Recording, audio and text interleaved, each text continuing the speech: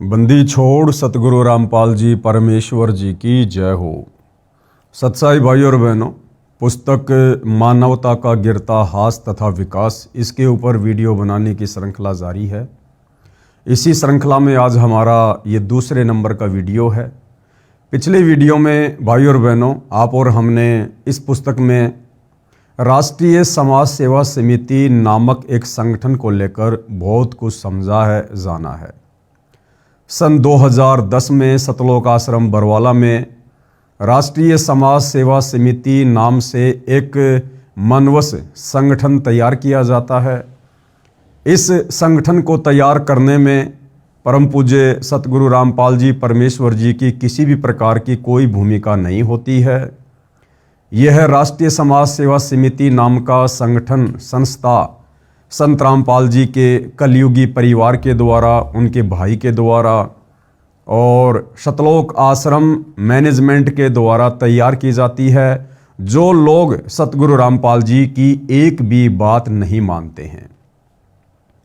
आपने उसी राष्ट्रीय समाज सेवा समिति के संविधान में पॉइंट नंबर 12 को पढ़ा, जिसमें इन लोगों ने स्पष्ट किया हुआ है कि राष्ट्रीय समाज सेवा समिति संत रामपाल जी से किसी भी कार्य में कोई दिशा निर्देश नहीं लेगी, अर्थात अपनी मनमानी करेगी। और आगे चलकर भाई और बहनों, 2014 में इसी राष्ट्रीय समाज सेवा समिति ने काल प्रेरणा से बरवाला कांड जैसी घटना को जन्म दिया और 6 मौतें हुई। उन मौतों का मुकदमा निर्दोष सतगुरु रामपाल जी के ऊपर लगा और उस मर्डर के मुकदमे में वे आजीवन कारावास की सजा भुगत रहे हैं। साथ में राष्ट्रीय समाज सेवा समिति ने बेचारे नादान भोले भाले भक्तों को गुरु का आदेश बताकर काले कपड़े पहनाकर जो कमांडो बनाया था, उस प्राइवेट आर्मी को बनाने के चलते सतगुरु रामपाल जी पर एक देशद्रोह का मुकदमा भी लगा, जिसमें अभी तक वे जेल में हैं। तो भाई और बहनों, कहने का मतलब है उसी राष्ट्रीय समाज सेवा समिति ने, उन सदस्यों ने ये पुस्तक मानवता का गिरता हास तथा विकास इसको लिखा है। तो आप और हमने भाई और बहनों इस पुस्तक में से निष्कर्ष निकालना है कि भक्ति मार्ग से संबंधित, इस सत भक्ति मार्ग में हमारी आत्मा के कल्याण से संबंधित जो बातें अच्छी होंगी उन्हें हम स्वीकार कर लेंगे, और जो बातें सतगुरु रामपाल जी परमेश्वर जी के सत्संगों के विरुद्ध होंगी, उनके ज्ञान के विरुद्ध होंगी, उनको हम छोड़ देंगे, क्योंकि गुरुदेव भगवान ने हमें सत और असत का निर्णय करने के लिए तत्व ज्ञान दिया हुआ है। तो राष्ट्रीय समाज सेवा समिति वाले क्या कुछ इस पुस्तक में नियम और मर्यादाओं के विषय में लिख रहे हैं, जिन नियम और मर्यादाओं को खुद सतगुरु रामपाल जी परमेश्वर जी के परिवार वाले, उनके बेटा बेटी भाई बंधु रिश्तेदार 1% भी फॉलो नहीं करते हैं। तो क्या कुछ ये लोग नियमों के विषय में लिख रहे हैं, उसके ऊपर आज हम आगे चर्चा करेंगे। उससे पहले पूज्य गुरुदेव भगवान का आशीर्वाद प्राप्त करेंगे, परमेश्वर जी का जयकारा लगाएंगे। बंदी छोड़ सतगुरु रामपाल जी परमेश्वर जी की जय हो। परमपिता परमात्मा, सारी सृष्टि के सर्जनहार, कुल मालिक, असंख्य ब्रह्मांडों के स्वामी, जगत गुरु, तीनों लोकों में प्रवेश करके सबका धारण पोषण करने वाले राजाधिराज, आत्माधार, नाथों के नाथ, देवों के देव महादेव, सर्वेश्वर महेश्वर, मृत्युंजय, अजरो अमर, आदि अनादि सनातनी प्रभु, जगत पिता जगदीश्वर, श्री श्री 1008 की उपाधि के वास्तविक अधिकारी, अकाल मूरत सौद स्वरूपी राम वासुदेव, सर्वगतम ब्रह्म, परम पूज्य, प्रथम पूज्य, परम शांत, परम पुरुष, परम धनी, परम दयालु, सत्य कबीर, हक्का कबीर, अल्लाहु कबीर, अल्लाहु अकबर, बाखबर अल्लाह ताला, जगत के तारणहार, जगत के मुक्तिदाता, जगत के जगन्नाथ, हारे के सहारे, हिंदुओं के राम, मुसलमानों के अल्लाह, सिखों के वाहिगुरु, ईसाइयों के मसीह, दया के सागर दयानिधि, करुणा के सागर करुणानिधि, स्वयंभू परिभू, संकट मोचन, कष्ट हरण, मंगल करण, दुख भंजन, अविगत कबीर, निर्विकार निर्विषम परमात्मा, अलय अलेख सतगुरु, आदि अनादि सतगुरु, असली मर्यादा पुरुषोत्तम, असली राम, असली कृष्ण, असली घनश्याम, असली मुरारी, राजाओं के राजा, महाराजाओं के महाराजा, शहंशाहों के शहंशाह, सम्राटों के सम्राट, भगवानों के भगवान, अल्लाहों के अल्लाह, प्रभुओं के प्रभु, मसीहाओं के मसीह, सच्चे वाहेगुरु, बाबाओं के बाबा, पीरों के पीर, सेठों के सेठ, जगत सेठ, सावड़सा सेठ, सर्वगुण संपन्न, अनंत कोटि कलाओं के स्वामी, अनंत कोटि ब्रह्मांडों के नायक, योगियों में महायोगी, ध्यानियों में महाध्यानी, सिद्धों में परम सिद्ध, ज्ञानियों में तत्व ज्ञानी, ब्रह्म ज्ञानी, महाज्ञानी, परम ज्ञानी, सर्वश्रेष्ठ ज्ञानी, विज्ञानी, युवा कबीर, समर्थ कबीर, असमवात, अमित ओझा, सच्चे रहनुमा, करीम अल्लाह, सुभान अल्लाह, दुनिया के अंतिम पैगंबर, 8 सितंबर 1951 से गांव धनाना, जिला सोनीपत, हरियाणा, भारतवर्ष की पावन भूमि पे प्रकट रियल कल की भगवान श्री नारायण साकार हरि, श्री बाबा साहेब, नूर अनंत परमात्मा, सच्चे दरवेश, सच्चे बाखबर, संत शिरोमणि सतगुरु रामपाल जी परमेश्वर जी के चरण कमल में साध संगति से जुड़े हुए देश विदेश से आप और हम सभी सत्सेवक भाई बहनों का अनंत कोटि दंडवत प्रणाम। तो भाई और बहनों, पुस्तक मानवता का गिरता हास तथा विकास, इसमें आगे बढ़ते हैं कि समाज में एक शिष्टाचार लाने के लिए किन किन नियम और मर्यादाओं की आवश्यकता है। दुराचार का पाप। हमारे कुछ सदस्य झूठे मुकदमों में, जिनका उल्लेख पुस्तक न्यायालय की गिरती गरिमा में है, रोहतक जेल में थे। वहां पर कई व्यक्ति मिले जो बलात्कार के अपराध में कैद काट रहे थे। वे पछता रहे थे, बता रहे थे कि दुर्भाग्य ने ऐसा घिनौना कर्म करा दिया, न समाज में इज्जत रही, धन भी बहुत खर्च हो गया, घर का कार्य भी ठप पड़ा है। अब हम बहुत पश्चाताप कर रहे हैं तथा अब सर्व स्त्री बहन के तुल्य लग रही हैं। भक्तों ने बताया कि यदि आप जी ने संत रामपाल जी महाराज का सत्संग सुना होता तो ये विचार आप पाप करने से पहले करते और महापाप तथा जेल के दुख से बच जाते।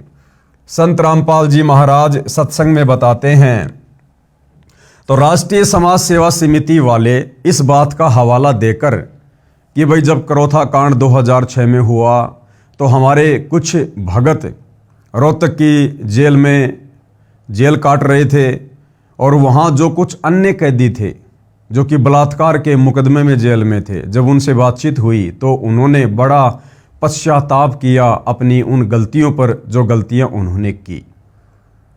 तो संत रामपाल जी के भक्तों ने यानी राष्ट्रीय समाज सेवा समिति वालों ने उनको सुझाव दिया, उनको सलाह दी कि भाई ये दुराचार करने से पहले, ये पाप कर्म करने से पहले यदि आप संत रामपाल जी महाराज जी के सत्संग सुन लेते तो आप ऐसे पाप कर्म करने से बच जाते।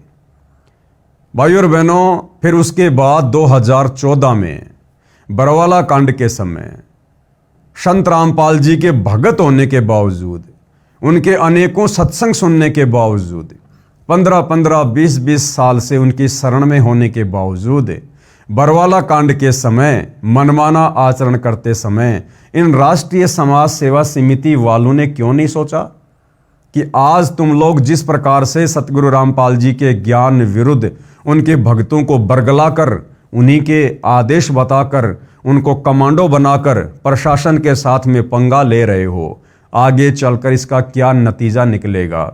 इन राष्ट्रीय समाज सेवा समिति वालों ने पहले क्यों नहीं सोचा जो अब दूसरों को शिक्षा दे रहे हैं। बरवाला कांड के समय माता बहनों को, युवा भक्तों को आश्रम के बाहर ढाल के रूप में बैठा दिया गया। पुलिस प्रशासन और भक्तों के बीच में हिंसक झड़प हुई जिसमें 6 भक्तों की मौत हुई। उस मौत का मुकदमा निर्दोष सतगुरु रामपाल जी के ऊपर लगा और उसी मर्डर के मुकदमे में आज वे जेल में बैठे हैं। तो ये घटिया कुकर्म करने से पहले संत रामपाल जी के भगत होने के बावजूद इन सतलोक आश्रम वालों ने पहले क्यों नहीं सोचा, पहले क्यों नहीं विचार किया जो अब दुनिया को शिक्षा दे रहे हैं। बेचारे नादान युवा भक्तों को संत रामपाल जी का आदेश बताकर, काले कपड़े पहनाकर, कमांडो बनाकर पुलिस प्रशासन के सामने मरने मारने के लिए आश्रम के बाहर खड़ा कर दिया गया। पुलिस प्रशासन और भक्तों के बीच में हिंसक झड़प हुई और उस प्राइवेट आर्मी यानी कमांडो बनाने के चलते मुकदमा लगा संत रामपाल जी पर देशद्रोह का, जिस मुकदमे में वर्तमान 2026 में संत रामपाल जी जेल में बैठे हैं।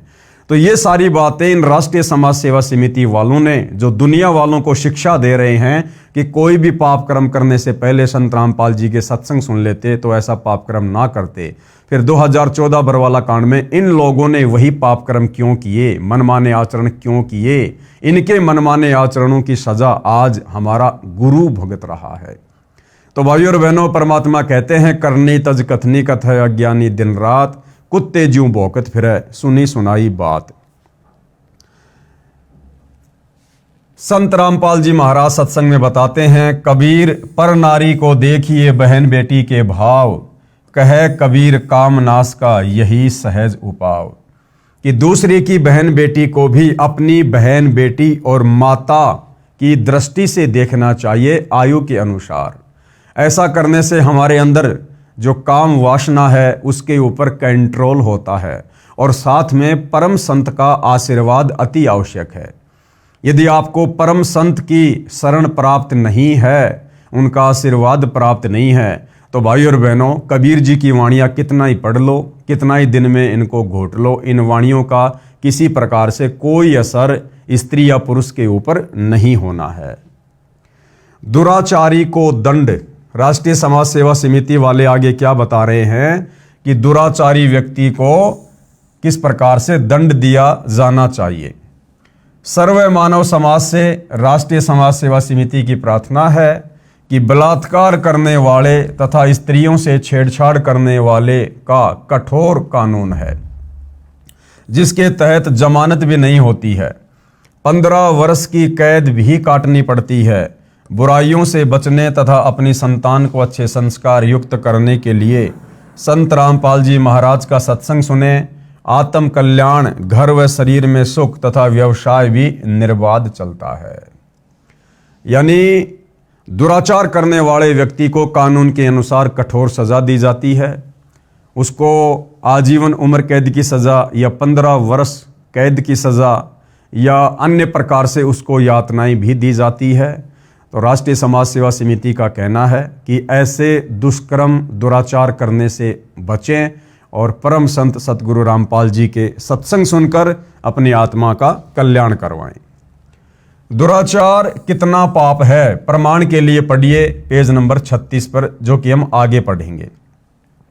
विचार करें, यदि आपकी बहन बेटी से कोई गलत गतिविधि करे तो आपको कैसा लगेगा। बिल्कुल सही बात है जो राष्ट्रीय समाज सेवा समिति वाले कह रहे हैं कि विचार करो, बलात्कार करने वालों, दुराचार करने वालों, यदि आपकी बहन बेटी के साथ में कोई बलात्कार करे, कोई दुराचार करे तो आपको कैसा लगेगा। तो दूसरों को शिक्षा देने वाले सतलोक आश्रम मैनेजमेंट हरियाणा वाले, संत रामपाल जी के परिवार वाले, ये राष्ट्रीय समाज सेवा समिति वाले खुद अपने द्वारा कही गई बातों पर विचार क्यों नहीं करते। आजकल हरियाणा में सतगुरु रामपाल जी के मान सम्मान के प्रोग्राम में बहुत सारे कार्यक्रम आयोजित करवाए जा रहे हैं सतलोक आश्रम वालों के द्वारा। एक कार्यक्रम इन्होंने गांव धीरणवास जिला हिसार में आयोजित करवाया और आप सबको पता है इन राष्ट्रीय समाज सेवा समिति वालों ने, सतलोक आश्रम वालों ने संत रामपाल जी के उस मान सम्मान के कार्यक्रम में जवान जवान लड़कियों को सरेआम स्टेज पर खड़ा करके दुनिया के सामने नचवाया, लोगों का मनोरंजन करवाया। तो इन राष्ट्रीय समाज सेवा समिति वालों को विचार करना चाहिए इन्हीं के शब्दों के अनुसार कि यदि उस समय नाचने वाली तुम्हारी खुद की बहन बेटियां होती तो तुम क्या करते। यदि उस समय तुम्हारी खुद की बहन बेटियों को नाचने के लिए खड़ा किया जाता तो तुम क्या करते राष्ट्रीय समाज सेवा समिति वालों। फिर तुम्हें शर्म क्यों नहीं आती है, किराए में लड़कियां लाते हो नचवाने के लिए, गाने गवाने के लिए, दुनिया के मनोरंजन के लिए। तो तुम लोग भी तो जरा विचार करो कि जो कर्म तुम वर्तमान में कर रहे हो वो क्या अध्यात्म के अनुसार, सामाजिक व्यवस्था के अनुसार उचित हैं, जो तुम दूसरों को शिक्षा दे रहे हो। जैसा दर्द आपने होवे ऐसा जान बिराने। अधिक ज्ञान के लिए पढ़ें पुस्तक के पेज नंबर 36 का विवरण। वर्तमान के संत शास्त्र विरुद्ध ज्ञान तथा नाम मंत्र प्रदान कर रहे हैं। सर्व संतों से प्रार्थना करेंगे कि आप जी अपने द्वारा बताई गई साधना मंत्रों का प्रमाण बताइए कि वे शास्त्र प्रमाणित हैं। यदि नहीं है तो आप जी श्रद्धालुओं का जीवन नष्ट ना करें। राष्ट्रीय समाज सेवा समिति वाले, सतलोक आश्रम वाले दुनिया भर के नकली संतों को क्या शिक्षा दे रहे हैं कि आप वर्तमान में जो साधना भगत समाज को बता रहे हैं, सुमरण करने के लिए जो मंत्र दे रहे हैं, आप इनका कोई शास्त्रों से प्रमाण दीजिए, अन्यथा लोगों के जीवन को बर्बाद ना कीजिएगा। तो हम साध संगति से जुड़े भाई बहन इन राष्ट्रीय समाज सेवा समिति वालों से, संत रामपाल जी के परिवार वालों से हम भी प्रार्थना करते हैं कि आप लोगों ने संत रामपाल जी की गैर हाजिरी में धनाना गांव में जो बैडमिंटन का स्टेडियम बनवा दिया गेम खेलने के लिए, क्या सतगुरु रामपाल जी के भक्ति मार्ग में, उनकी पुस्तकों में, उनके सत्संगों में या कबीर जी के भक्ति विधान में कहीं इस बात का कोई प्रमाण है कि भक्तों ने गेम वगैरह खेलना चाहिए या दुनिया को गेम खिलाने के लिए उनका सहयोग करना चाहिए? क्योंकि भक्ति मार्ग में गलत काम करना या दूसरों से करवाना या करने में सहयोग देना सब महापाप के समान है। तो आप सतलोक आश्रम वालों ने जो गांव धनाना में बैडमिंटन का स्टेडियम बनवा कर दे दिया गांव वालों को, क्या ये उचित है? किसी शास्त्र में इसका कोई प्रमाण है? आप सतलोक आश्रम वालों ने परशुराम की जयंती में, जो कि आन उपासना के अंतर्गत आती है, हजारों भक्तों को बैठा दिया, क्योंकि उस दिन वहां पर हरियाणा के मुख्यमंत्री जी ने आना था। तो आप सतलोक आश्रम वालों ने लगभग 500 से 700 हरियाणा रोडवेज की बसों में भक्तों को बैठाकर परशुराम की जयंती में रोहतक के पैरावर में बैठा दिया। क्या इसका प्रमाण सतगुरु रामपाल जी के किसी सत्संग में या किसी उनके द्वारा लिखी गई पुस्तक में इस बात का प्रमाण है कि भक्तों ने किसी भी महापुरुष की रैली में या किसी भी महापुरुष की जयंती पर या किसी भी महापुरुष के धाम पर, जो कि काल के द्वारा भेजे गए हैं, वहां जाने का कोई विधान है क्या? फिर आप लोगों ने परशुराम की जयंती में परशुराम के धाम पर संत रामपाल जी के भक्तों को क्यों बैठाया? क्यों उनकी मर्यादा तोड़वाई? क्या कहीं इस बात का कोई उल्लेख है? बताइए। आप लोगों ने राजस्थान के गैंगस्टर आनंदपाल सिंह की सीबीआई जांच के समर्थन में राजस्थान के अजमेर में और हरियाणा के भिवानी में राजपूत करणी सेना की रैली में हजारों संत रामपाल जी के भक्तों को बैठाया, उनकी मर्यादा तोड़वाई, उनके दान धर्म का पैसा चंदे के रूप में दिया। क्या इस बात का प्रमाण, कोई उल्लेख संत रामपाल जी के सत्संगों में है कि भक्तों ने गुंडों की सीबीआई जांच का समर्थन करना चाहिए? अरे तो राष्ट्रीय समाज सेवा समिति वालों, दुनिया को उपदेश देने से पहले आप भी तो विचार करो कि आप लोग खुद संत रामपाल जी के भक्ति मार्ग के विरुद्ध खड़े होकर क्या क्या कुकर्म कर रहे हो। यदि नहीं है तो आप जी श्रद्धालुओं का जीवन नष्ट ना करें। उनसे कह दें कि हमारी भक्ति विधि मोक्षदायक नहीं है। वास्तविक भक्ति विधि संत रामपाल जी महाराज सतलोक आश्रम बरवाड़ा, जिला हिसार, हरियाणा के पास है। अपने सिर से शिष्यों का भार उतारो। ठीक इसी प्रकार यदि हमारे द्वारा बताई गई किसी भी बात का प्रमाण, जो कुकर्म तुम राष्ट्रीय समाज सेवा समिति वालों ने संत रामपाल जी की गैर हाजिरी में वर्तमान में किए हैं, संगत से करवाए हैं, यदि तुम्हारे पास भी कोई साक्ष्य नहीं है, कोई प्रमाण नहीं है, तो भैया तुम भी अपने सिर से भार उतार दो। सभी संगत वालों से, सभी भक्तों से हाथ जोड़कर कह दो कि भाई हम राष्ट्रीय समाज सेवा समिति वालों के पास, सतगुरु रामपाल जी के परिवार वालों के पास संगत का मार्गदर्शन करने के लिए कुछ भी नहीं है। हम लोगों ने बहुत सारी गलतियां की, तुम लोगों की मर्यादा तोड़वाई, और भाई आप ऐसा करो, सारे के सारे भगत, सारे के सारे सतलोक आश्रमों में आने वाले श्रद्धालु साध संगति के वीडियो देखना शुरू कर दो, ज्ञान को आधार बनाओ। तो भाई इस प्रकार से आप लोग भी संगत का जो भार आप लोगों ने उनकी मर्यादा तुड़वाकर, भक्ति विरुद्ध कर्म करवाकर जो भार अपने सिर पर चढ़वा लिया है, आप भी जरा उस भार को हल्का कर दो, वरना भोगने में फिर बड़ी पीड़ा का सामना करना पड़ेगा। शास्त्र प्रमाणित भक्ति जानने के लिए कृपया पढ़िए पुस्तक ज्ञान गंगा तथा देखिए टीवी चैनल साधना शाम को 7:45 पर।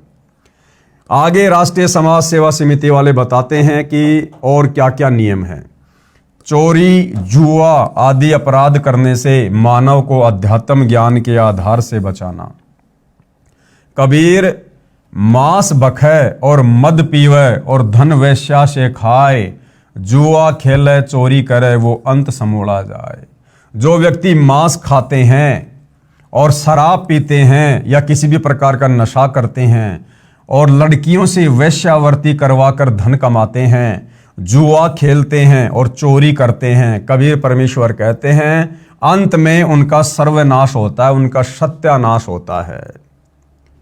चोर सदा दुखी रहता है। एक चोर ने एक भगत किसान का बैल चुरा लिया। किसान के पास एक ही बैल था। परमेश्वर कबीर जी उस किसान के गुरुजी थे। बैल के चोरी होने की बात जब किसान ने गुरुजी को बताई तो परमेश्वर कबीर जी ने कहा, बच्चा परमात्मा पर विश्वास रख, सब ठीक हो जाएगा। कबीर सत मत छोड़े सूरमा, सत छोड़े पत जाए, और सत के बांधे लक्ष्मी फेर मिलेगी आए। देखिए भाइयों और बहनों, कितनी अजब गजब की शिक्षा यहाँ सतगुरु रामपाल जी परमेश्वर जी के सत्संगों में हमें मिलती है। लेकिन ये राष्ट्रीय समाज सेवा समिति वाले, सतलोक आश्रम वाले, सतगुरु रामपाल जी के बेटा बेटी, भाई बंधु रिश्तेदार इन शिक्षाओं पर 1% भी अमल नहीं करते हैं। यहाँ पर किस कथा का जिक्र कर रहे हैं कि एक बार एक किसान था जो कि कबीर परमात्मा जी का भगत था। क्योंकि कबीर परमेश्वर समय समय पर अनेक प्रकार के चोले धारण करके, साधु संत महात्मा, जिंदा महात्मा का रूप धारण करके अपने तत्व ज्ञान का प्रचार प्रसार करने के लिए धरती पर आते रहे हैं। तो ऐसे ही कबीर परमात्मा एक संत रूप में आए हुए थे। एक किसान जो उनका शिष्य था, एक चोर ने उस किसान का, उस भगत का एक बैल चुरा लिया। ये बात उस भगत ने जाकर अपने गुरुदेव को बताई कि गुरुदेव ऐसे ऐसे रात में दास का बैल कोई चोर चुरा ले गया। तो कबीर परमात्मा जी ने, यानी उस किसान के गुरु ने, अपने शिष्य को यह नहीं कहा कि तू उसके ऊपर मुकदमा कर दे, भैया तू राजा के दरबार में जा, कोर्ट में जा, कचहरी में जा, क्योंकि ये सारी व्यवस्था तो राजाओं के समय भी थी। तो गुरुदेव ने क्या कहा कि भगवान पे विश्वास कर, अगर वो चोरी कर ले गया कोई बात नहीं, तू अपनी भक्ति कर और अपने भगवान के ऊपर विश्वास कर। और उस किसान भगत ने ऐसा ही किया। अब ये राष्ट्रीय समाज सेवा समिति वाले भी तो उसी कबीर भगवान के भगत हैं। भले ही ये लोग वर्तमान में संत रामपाल जी को कबीर नहीं मानते हैं, कबीर जी का भेजा हुआ कोई अवतार मानते हैं, कोई दास मानते हैं, जैसी भी इनकी बुद्धि काम कर रही है। लेकिन ये लोग क्या कर रहे हैं वर्तमान में, कथा क्या सुना रहे हैं और आचरण उसके बिल्कुल विपरीत। मुझ पवन दास के ऊपर 2022 में इन्हीं सतलोक आश्रम वालों ने, संत रामपाल जी के परिवार वालों ने संत रामपाल जी के पास, यानी अपने गुरु के पास हिसार जेल में मेरी शिकायत भेजी, झूठी शिकायत कि गुरुजी वो पवन दास संगत को लूट रहा है, यानी चोरी कर रहा है, लोगों से पैसा ऐंठ रहा है। और इन सतलोक आश्रम वालों ने संत रामपाल जी के द्वारा मेरे ऊपर झूठा 420 का मुकदमा करवा दिया। अब बताइए भाइयों और बहनों, कथा तो सुना रहे हैं उस किसान की और कबीर परमात्मा की, और कबीर परमात्मा ने किसान से कहा कि बेटा कोई बात नहीं, भगवान पे विश्वास रख। और यहां ये राष्ट्रीय समाज सेवा समिति वाले क्या कर रहे हैं, ये मुझ पवन दास के ऊपर अपने गुरु को सलाह देकर कि गुरुजी पवन दास के ऊपर मुकदमा करो। ये लोग खुद भगत होने के बावजूद अपने भगवान को, अपने गुरु को शिक्षा देकर और अपने गुरु भाई के ऊपर मुकदमा करवा रहे। तो भाइयों और बहनों, करनी तज कथनी कथे, अज्ञानी दिन रात, कुत्ते ज्यों भौंकत फिरे, सुनी सुनाई बात। संत रामपाल जी की शिक्षा का 1% भी असर उनके परिवार को या सतलोक आश्रम मैनेजमेंट हरियाणा को नहीं है। तो कबीर परमेश्वर जी ने उस किसान से कहा कि बेटा कोई बात नहीं, भगवान पे विश्वास रख और अपनी भक्ति पर ध्यान दे। कबीर सत मत छोड़े सूरमा, यानी भगत का जो धर्म है वो भगत ने किसी भी परिस्थिति में नहीं छोड़ना चाहिए। सत छोड़े पत जाए, यदि अपने धर्म से, अपनी मर्यादाओं से पीछे हट गया तो भक्ति का सर्वनाश हो जाएगा। और सत के बांधे लक्ष्मी फेर मिलेगी आए, यदि भगत अपने धर्म कर्म पर रहा, गुरु की शिक्षाओं पर रहा, गुरु के वचन पर रहा, तो सारे सुख परमात्मा उसको पुनः प्रदान कर देता है।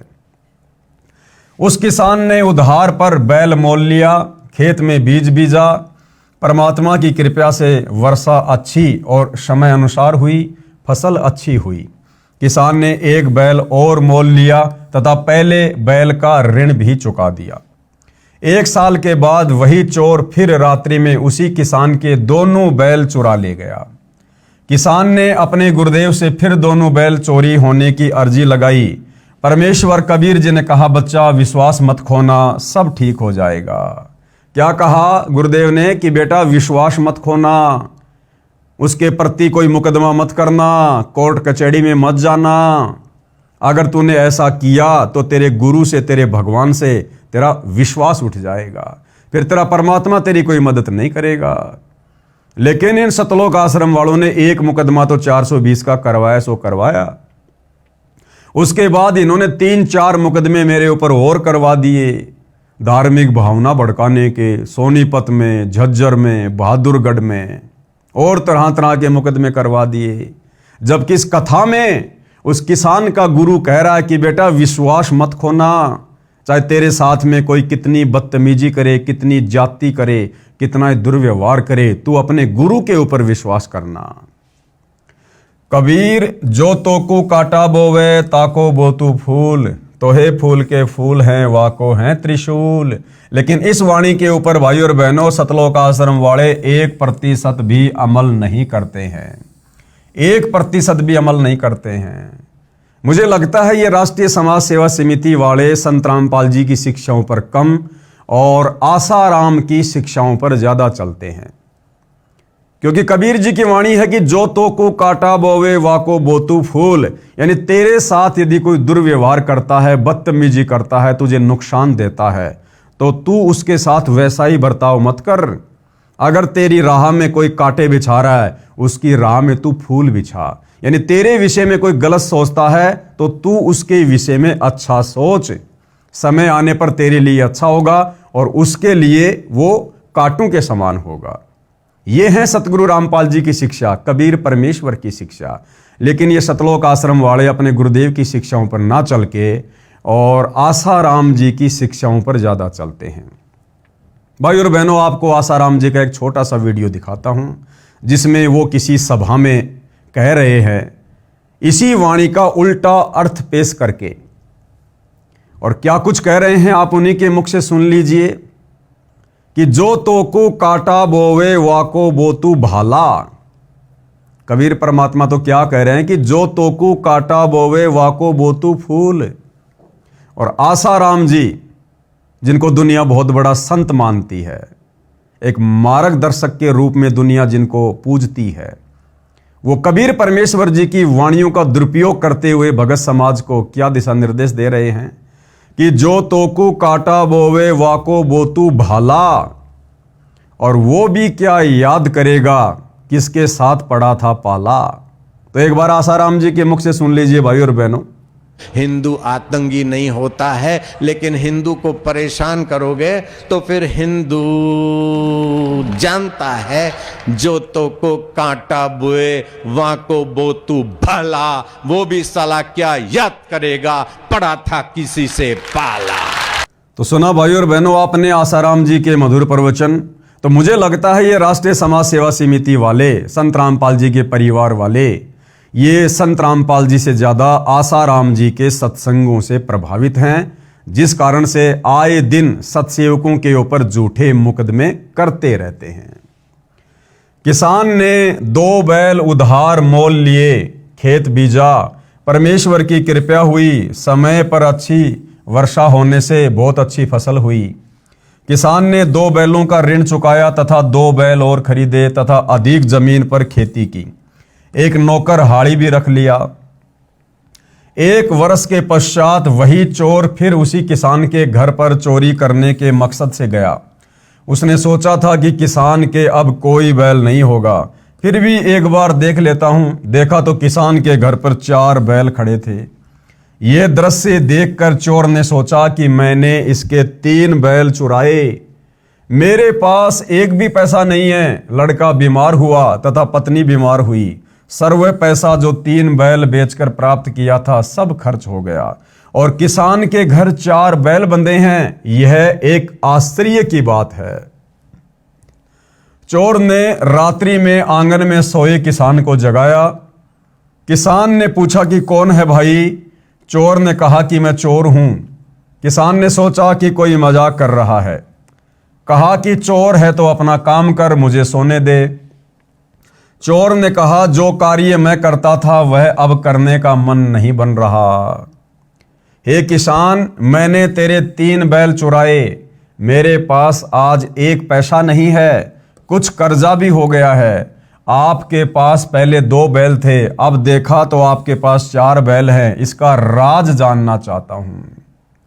किसान ने कहा कि मैंने गुरु बना रखा है, गुरु पूरा है, उन्होंने बताया है कि जो चोरी करते हैं उनका सर्वनाश होता है। प्राणी को केवल किस्मत में लिखा ही मिलता है। यदि कोई चोरी, रिश्वतखोरी या मिलावट आदि आदि करके धन प्राप्त करता है तो वह धन उसके पास नहीं रहेगा। या तो परिवार रोगी हो जाएगा, सारा धन खर्च हो जाएगा, या स्वयं रोगी होकर सर्व पैसा खर्च करेगा। तथा चोरी करना एक घोर पाप है। चोरी वाला धन नहीं रहता, केवल पाप शेष रह जाते हैं। वह पाप जो चोरी करने से हुआ वह चोर को भोगना पड़ता है। किसी का बैल बनेगा, किसी की भैंस या गाय बनकर ऋण उतारेगा। ये सब सुनकर चोर कांपने लगा तथा कहा, हे किसान, ये सब कुछ मेरे साथ हो चुका है। यानी चोरी करने के बाद जो जो उसके दुष्परिणाम होते हैं भाई, वो सब कुछ मेरे साथ हो चुके हैं। मेरा पूरा परिवार बीमार पड़ा है, मेरे ऊपर कर्जा हो गया है, मैं भी अशांत हूं, मुझको बचाव का रास्ता बताइए। किसान ने उस चोर को गुरुजी से मिलाया तथा सर्व दास्ता सुनाई।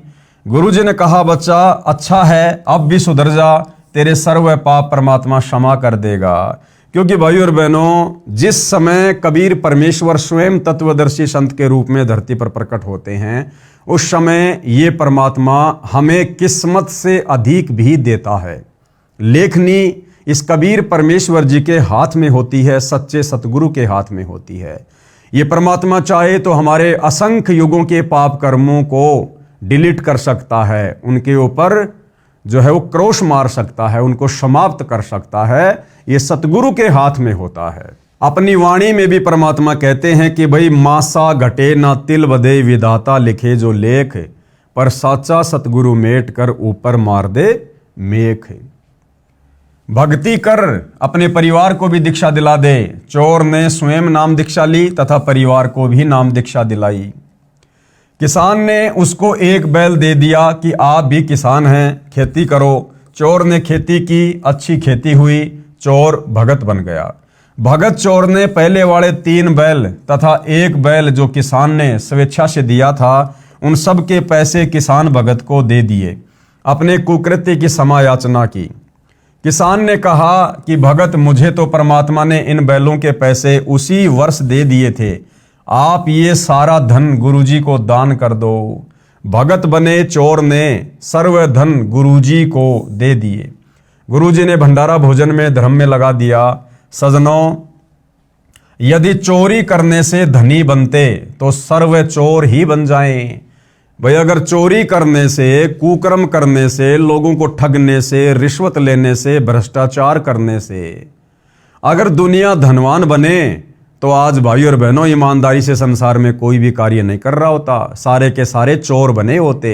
लेकिन ऐसा नहीं होता है। इसलिए परमात्मा पर विश्वास रखकर नेक नीति से भक्ति करें तथा अपना घर, खेत, दुकान या नौकरी का धंधा भी करते रहें। परमात्मा शास्त्र अनुकूल साधना करने वाले भगत को किसी वस्तु का अभाव नहीं रहने देता। पाप का दंड भी समाप्त करके परमात्मा भगत को सुखी कर देता है। प्रमाण देखिए इसी पुस्तक के पेज नंबर 118 पर। इसलिए इस आपराधिक कर्म से बचें और नेक जीवन जिएं। आगे है जुआ। जुआ खेलना कितना हानिकारक है। जो जुआ खेलते हैं, सट्टा लगाते हैं, उनका सर्वनाश होता है। मिलना वही है जो मुकद्दर में लिखा है, यानी किस्मत में लिखा है। इसलिए इस पाप कर्म को त्याग कर नेक नीति से जीवन निर्वाह करें। संत रामपाल जी महाराज से दीक्षा लेकर अपना जीवन धन्य करें। आगे भाई और बहनों, इस पुस्तक मानवता का गिरता हास तथा विकास में राष्ट्रीय समाज सेवा समिति वाले इस राष्ट्रीय समाज सेवा समिति के कर्तव्यों के विषय में क्या कुछ लिख रहे हैं। उपरोक्त बुराइयां समाज से निर्मूल करने के लिए हमने निम्न प्रयत्न करने हैं। भ्रष्टाचार पर रोकथाम के लिए सरकार से पत्राचार करके दृढ़ कानून बनाने के लिए प्रार्थना पत्र लिखे जाएं, अपने सुझाव भी दिए जाएं। ये तरीका भाइयों और बहनों भ्रष्टाचार को समाप्त करने का बिल्कुल भी संत रामपाल जी के ज्ञान के अनुसार नहीं है।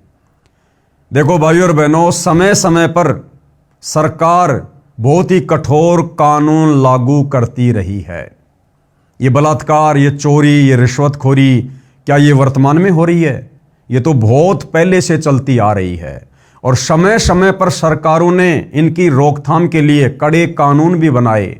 लेकिन आज आप और हम देख रहे हैं भाइयों और बहनों, भले ही कड़े कानून सरकार ने बना दिए, लेकिन इन कुकृत्यों के ऊपर फिर भी रोकथाम नहीं लग रही है।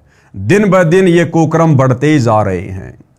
तो राष्ट्रीय समाज सेवा समिति वालों का ये कहना कि लेटर वगैरह लिखकर, चिट्ठी वगैरह लिखकर सरकार को देनी चाहिए कि कड़े कानून बनाए जाएं, भ्रष्टाचार पर रोक लगाई जाए, ये समाधान भ्रष्टाचार को समाप्त करने का नहीं है। भाइयों और बहनों, विचार करें, जिस प्रकार से आप और हम ज्यादातर भगत भाई बहन सतगुरु रामपाल जी की शरण में आने से पहले कितने बड़े दुराचारी थे, कितने बड़े निकम्मे थे, कितने बड़े भ्रष्टाचारी थे, कितने बड़े कुकर्मी थे। लेकिन सतगुरु रामपाल जी परमेश्वर जी की शरण में आने के बाद हमने ना तो सरकार को कोई पत्राचार करना पड़ा, ना कोई लेटर लिखना पड़ा, ना अन्य किसी प्रकार से कोई प्रयत्न करना पड़ा। और आज हमारे अंदर कितना परिवर्तन ऑटोमेटिक आ चुका है। जो कुकर्म हम किया करते थे, आज हम उन कुकर्मों के विषय में सोचकर भी परेशान हो जाते हैं, हैरान हो जाते हैं, करना तो बहुत दूर की बात है। तो ये सारा सब कुछ कैसे हुआ? इतना परिवर्तन कैसे संभव हुआ? सतगुरु रामपाल जी के सत्संग सुनकर, उनकी शरण में आकर और उनके बताए अनुसार मर्यादित सतभक्ति करने से। तो जिस प्रकार आप और हमारे अंदर परिवर्तन आया, क्योंकि हम भी इसी समाज के हिस्से हैं, इसी समाज के हिस्से थे, और जिन कुकर्मों को समाप्त करने की बात यहाँ की जा रही है, वो सारे कुकर्म कहीं न कहीं थोड़े बहुत आप और हम भी किया करते थे। तो बदलाव कैसे आया? सतभक्ति करने से, सतगुरु के आशीर्वाद से। तो इसी प्रकार भाइयों और बहनों, केवल सरकार को लेटर लिखने से, पत्राचार करने से इन वर्तमान बुराइयों के ऊपर विजय प्राप्त नहीं की जा सकती है। समय समय पर सरकारें कड़े कानून लेकर आती हैं, लेकिन फिर भी कोई विशेष बदलाव समाज में नजर नहीं आता। तो राष्ट्रीय समाज सेवा समिति वालों का ये जो तरीका है, ये बिल्कुल ज्ञान विरुद्ध है, ये गलत है। यदि समाज को ये लोग सुधारना चाहते हैं, तो सबसे पहले इन राष्ट्रीय समाज सेवा समिति वालों को, संत रामपाल जी के सत्संगों को गहनता से समझना होगा। उसके बाद अपने ऊपर उन सत्संगों को अमल में लाना होगा और फिर समाज को संत रामपाल जी के सत्संग सुनने का सुझाव देना होगा। क्योंकि भाइयों और बहनों, परमात्मा जी कहते हैं कि जब तक हम अपने गुरुदेव के वचनों पर अमल नहीं करेंगे, तो हमारे द्वारा दिए गए सुझाव अन्य लोगों के ऊपर कारगर सिद्ध नहीं होंगे, यानी हमारे शब्दों का दूसरों के ऊपर खास प्रभाव नहीं होगा। तो राष्ट्रीय समाज सेवा समिति वालों को, संत रामपाल जी के परिवार वालों को चाहिए कि भाई दुनिया को फोकट में सुझाव देने से पहले आप लोग संत रामपाल जी के सत्संगों को गहनता से सुनिए, समझिए और पहले आप उनकी शिक्षाओं पर अमल कीजिए। पहले आप गुरुदेव की शिक्षाओं को अपने ऊपर लागू कीजिए। पहले आप एक अच्छे भगत बनिए, अच्छे नागरिक बनिए, अपने आचार विचार व्यवहार में परिवर्तन लाइए। उसके बाद आप दूसरों को शिक्षा दीजिए, और वो भी सतगुरु जी के ज्ञान के अनुसार, ना कि इस प्रकार से सरकारों को लेटर लिखने वाली। लेटर लिखने से परिवर्तन नहीं होता। भ्रष्टाचार पर रोकथाम के लिए सरकार से पत्राचार करके दृढ़ कानून बनाने के लिए प्रार्थना पत्र लिखे जाएं, अपने सुझाव भी दिए जाएं। और भाइयों और बहनों, इन राष्ट्रीय समाज सेवा समिति वालों ने सन 2014 बरवाला कांड के बाद संत रामपाल जी की लाखों की संगत से लाखों की संख्या में लेटर लिखवा कर भारत सरकार को स्पीड पोस्ट करवाए गए, कई लाखों रुपया भगत समाज का बर्बाद करवाया गया। मैं इन राष्ट्रीय समाज सेवा समिति वालों से पूछना चाहता हूं, क्या किसी प्रकार का कोई परिवर्तन हुआ? लगभग 10 से 15 लाख लेटर भगत समाज से प्रधानमंत्री के नाम लिखवाए गए थे। लाखों रुपया भगत समाज का स्पीड पोस्ट करवाकर बर्बाद करवाए गए थे। क्या तुम्हारे इस प्रकार से, इस सुझाव से क्या सरकार ने किसी भी प्रकार के कानून में कोई फेरबदल किया? तो भाई आप लोगों ने हमेशा से संगत का बिगाड़ा किया है, बिगाड़ा। सेना देश की सीमा पर तैनात रहती है। यदि कोई शरारती तत्व देश की सीमा को लांघता है तो सेना युद्ध करके खदेड़ देती है, युद्ध करती है, उसमें चाहे जान भी चली जाए। इसी प्रकार राष्ट्रीय समाज सेवा समिति ने कार्य करना है। देखो कौन सी विधि से कार्य करना है। भारतीय सेना का उदाहरण दे रहे हैं कि हमने जबरन लड़ाई झगड़ा करके, अगर कोई ना मानेगा तो भी हमने डंडे उठा लेने हैं। क्योंकि पहले ये लोग कह चुके हैं भाई और बहनों, पॉइंट नंबर 12 में, कि राष्ट्रीय समाज सेवा समिति संत रामपाल जी से किसी भी कार्य में कोई दिशा निर्देश नहीं लेगी। और यहां भगत समाज को क्या सुझाव दे रहे हैं? भारतीय सेना का उदाहरण देकर कि अगर कोई असामाजिक तत्व है सीमाओं को लांघने का प्रयास करेगा तो सेना उसको जबरन खदेड़ देती है। अब सेना उसको कैसे खदेड़ेगी? डंडे मारेगी, गोलियां मारेगी, तोप चलाएगी। सेना के पास तो यही उपाय है। तो कह रहे हैं इसी प्रकार से राष्ट्रीय समाज सेवा समिति वाले सदस्य करेंगे। और भाई और बहनों, इन्होंने वैसा ही किया। सन 2014 बरवाला कांड में बेचारे भोले भाले भक्तों को संत रामपाल जी के झूठे आदेशों की आड़ में कमांडो बना दिया। उनके हाथों में लठ, पत्थर, पेट्रोल, बम पकड़ा दिए। और जो प्रशासन वहां पर संत रामपाल जी को अरेस्ट करने के लिए आया था, उन प्रशासन वालों के सामने बेचारे नादान भक्तों के हाथों में डंडे देकर मरने मारने के लिए खड़ा कर दिया। यानी ये घटिया तरीका इन सतलोक आश्रम वालों ने राष्ट्रीय समाज सेवा समिति के नियम अनुसार अपनाया। अब ये तरीका कितना सही है, कितना गलत है, आप जी खुद विचार कर सकते हैं। इसी प्रकार राष्ट्रीय समाज सेवा समिति ने कार्य करना है। हमारा युद्ध लाठी गोली का नहीं होगा। तो वही फिर बरवाला कांड में कमांडो क्यों बनाए? बरवाला कांड में भक्तों को काले कपड़े पहनाकर कमांडो बनाकर उनके हाथों में लठ, पत्थर, पेट्रोल बम, ईंटों के टुकड़े और बंदूकें देकर प्रशासन के सामने मरने मारने के लिए क्यों खड़ा किया? अगर तुम्हारा यह तरीका नहीं है तो हमारा संघर्ष कानून के अंतर्गत संवैधानिक तरीके से चलेगा। तो बरवाला कांड में भक्तों को काले कमांडो बनाकर पुलिस वालों के सामने डंडे देकर मरने मारने के लिए खड़ा करना कौन सा कानूनी तरीका था भाई? कौन सा संवैधानिक तरीका था? इसलिए भाई और बहनों, दास बार बार कहता है कि करनी तज कथनी कथ है अज्ञानी दिन रात, और कुत्ते ज्यों भौंकत फिरे सुनी सुनाई बात। हमारा संघर्ष कानून के अंतर्गत संवैधानिक तरीके से चलेगा। हम किसी को मार नहीं सकते, क्योंकि घुसपैठिया भ्रष्टाचारी विदेशी नहीं है, ये स्वदेशी है, अपने भाई बहन तथा बुजुर्ग हैं। अरे तो वो पुलिस वाले हमारे भाई बहन नहीं थे क्या, जिनके ऊपर तुम लोगों ने बेचारे नादान भक्तों से डंडे बरसाए, पत्थर बरसाए, 300 पुलिस वालों के घुटने फोड़ दिए? वो कोई घुसपैठिए थे क्या? वो हमारे देश के नहीं थे क्या? वो हमारे भाई बहन नहीं थे क्या? सख्त तथा उपयोगी कानून बनाने के लिए सरकार यदि सीधे सीधे नहीं मानती है तो उसके लिए यदि जेल भी जाना पड़े या समाज हित में जान भी जाए तो परमार्थ के लिए शहीद होने से भी पीछे नहीं हटेंगे। ये बिल्कुल गलत है भाइयों और बहनों। हमें ये मनुष्य शरीर परमात्मा ने सत भक्ति करके आत्मा का कल्याण करवाने के लिए दिया है। हमने इस प्रकार से देश और दुनिया को सुधारने के चक्कर में जो तरीके गुरुदेव के विधान के विपरीत हैं, हमने अपनी जान सस्ते में नहीं गंवानी है। ये तो बेबुद्धि के लोग हैं, सतलोक आश्रम वाले, संत रामपाल जी के बेटा बेटी, भाई बंधु रिश्तेदार। ये तो अपना कुछ भी नियम बना के डाल देंगे यहां पर। हम लोगों ने इनके नियमों के अनुसार नहीं चलना। यदि हम संत रामपाल जी के फॉलोवर हैं तो हमने संत रामपाल जी के द्वारा बताए गए नियमों पर ही चलना है। हम क्यों अपनी जान देंगे भाई और बहनों?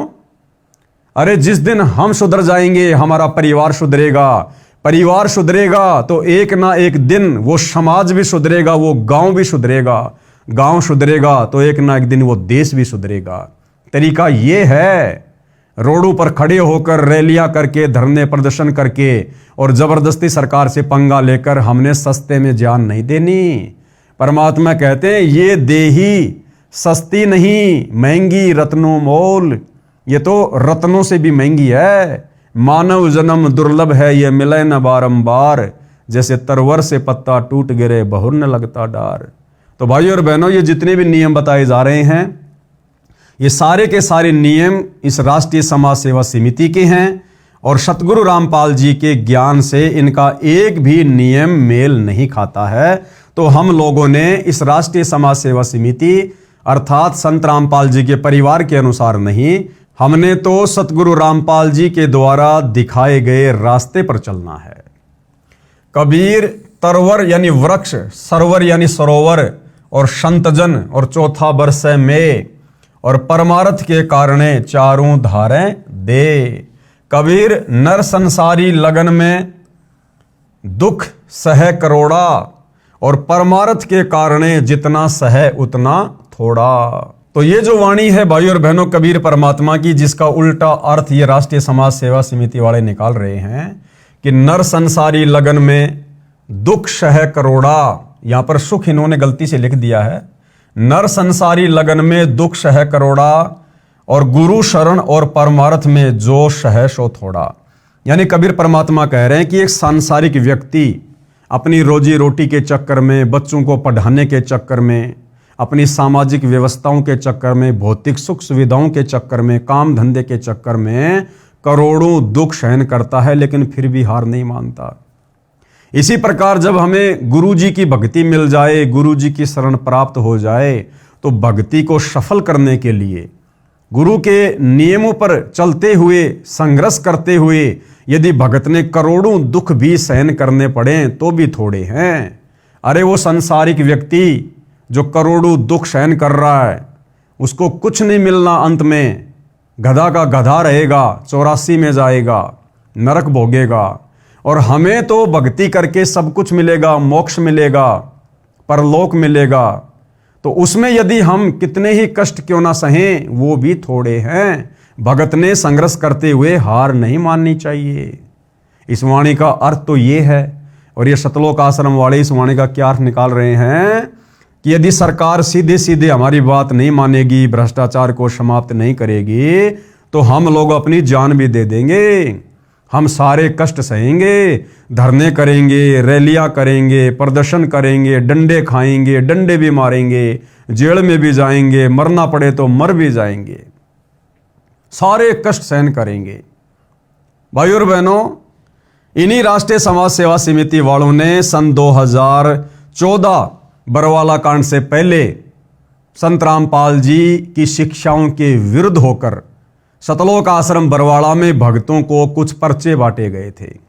वो पर्चा उस समय मुझदास के हाथ भी लगा था और उस पर्चे में इन लोगों ने साफ साफ लिखा हुआ था कि सारनाम प्राप्त भक्तों को जब भी आदेश मिले राष्ट्रीय समाज सेवा समिति से किसी भी मीटिंग में आने का, कहीं भी जाने का, किसी भी सेवा का, यदि वो खाना खा रहा हो तो खाने को बीच में छोड़कर पहले सेवा में जाएगा।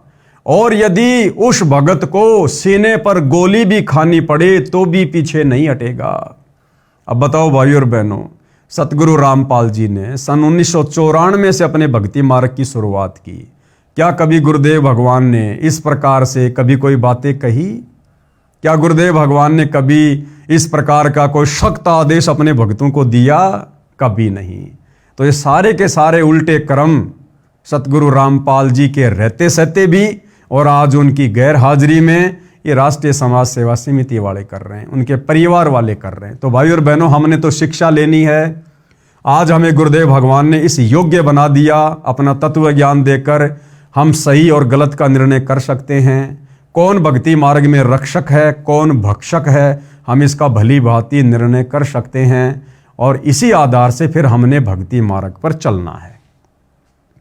इसके अतिरिक्त मानव समाज तथा सरकार में कार्यरत अधिकारियों, कर्मचारियों, राजनेताओं, जजों तथा सरकार के मंत्रियों आदि आदि को अध्यात्म ज्ञान जो परमात्मा का विधान है उससे भी परिचित करवाना है। उसके लिए धार्मिक पुस्तक ज्ञान गंगा का प्रचार करना है। और इन्हीं राष्ट्रीय समाज सेवा समिति वालों ने 2014 बरवाला कांड के समय उन जजों के खिलाफ पुस्तकें लिखकर जजों को गालियां निकालकर अभद्र भाषाओं का प्रयोग करके न्यायालय की गिरती गरिमा, भ्रष्ट जज कुमारक पर ऐसी ऐसी पुस्तकें लिखकर भक्तों के माध्यम से इस ज्ञान गंगा पुस्तक के बजाय उन पुस्तकों को उन जजों की टेबल के ऊपर रखवाया गया। उन पुस्तकों को पढ़कर वो जज भड़के और उन्हें संत रामपाल जी के खिलाफ गैर जमानती वारंट निकाला। और उसी के चलते भाइयों और बहनों ये बरवाला कांड हुआ। तो यहाँ तो क्या शिक्षा दे रहे हैं, ज्ञान गंगा पुस्तक को जजों को देने की बात कर रहे हैं और बरवाला कांड के समय जजों के खिलाफ पुस्तकें लिखकर और जजों की टेबल पर सेवा करवाई गई। उसके बाद उन जजों ने भी बरवाला कांड में अच्छे से राष्ट्रीय समाज सेवा समिति वालों की जेल में डालकर सेवा करवा दी। सत्संग प्रवचनों की डीवीडी का जनता में प्रचार करना है। असहाय गरीब व्यक्तियों की सहायता करनी है। उनको समाज में निर्भय जीवन जीने के लिए समाज में प्रशासनिक न्याय प्रणाली तथा राजनीति में जो भी सुधार संभव होगा उसके लिए प्रयत्न करना है।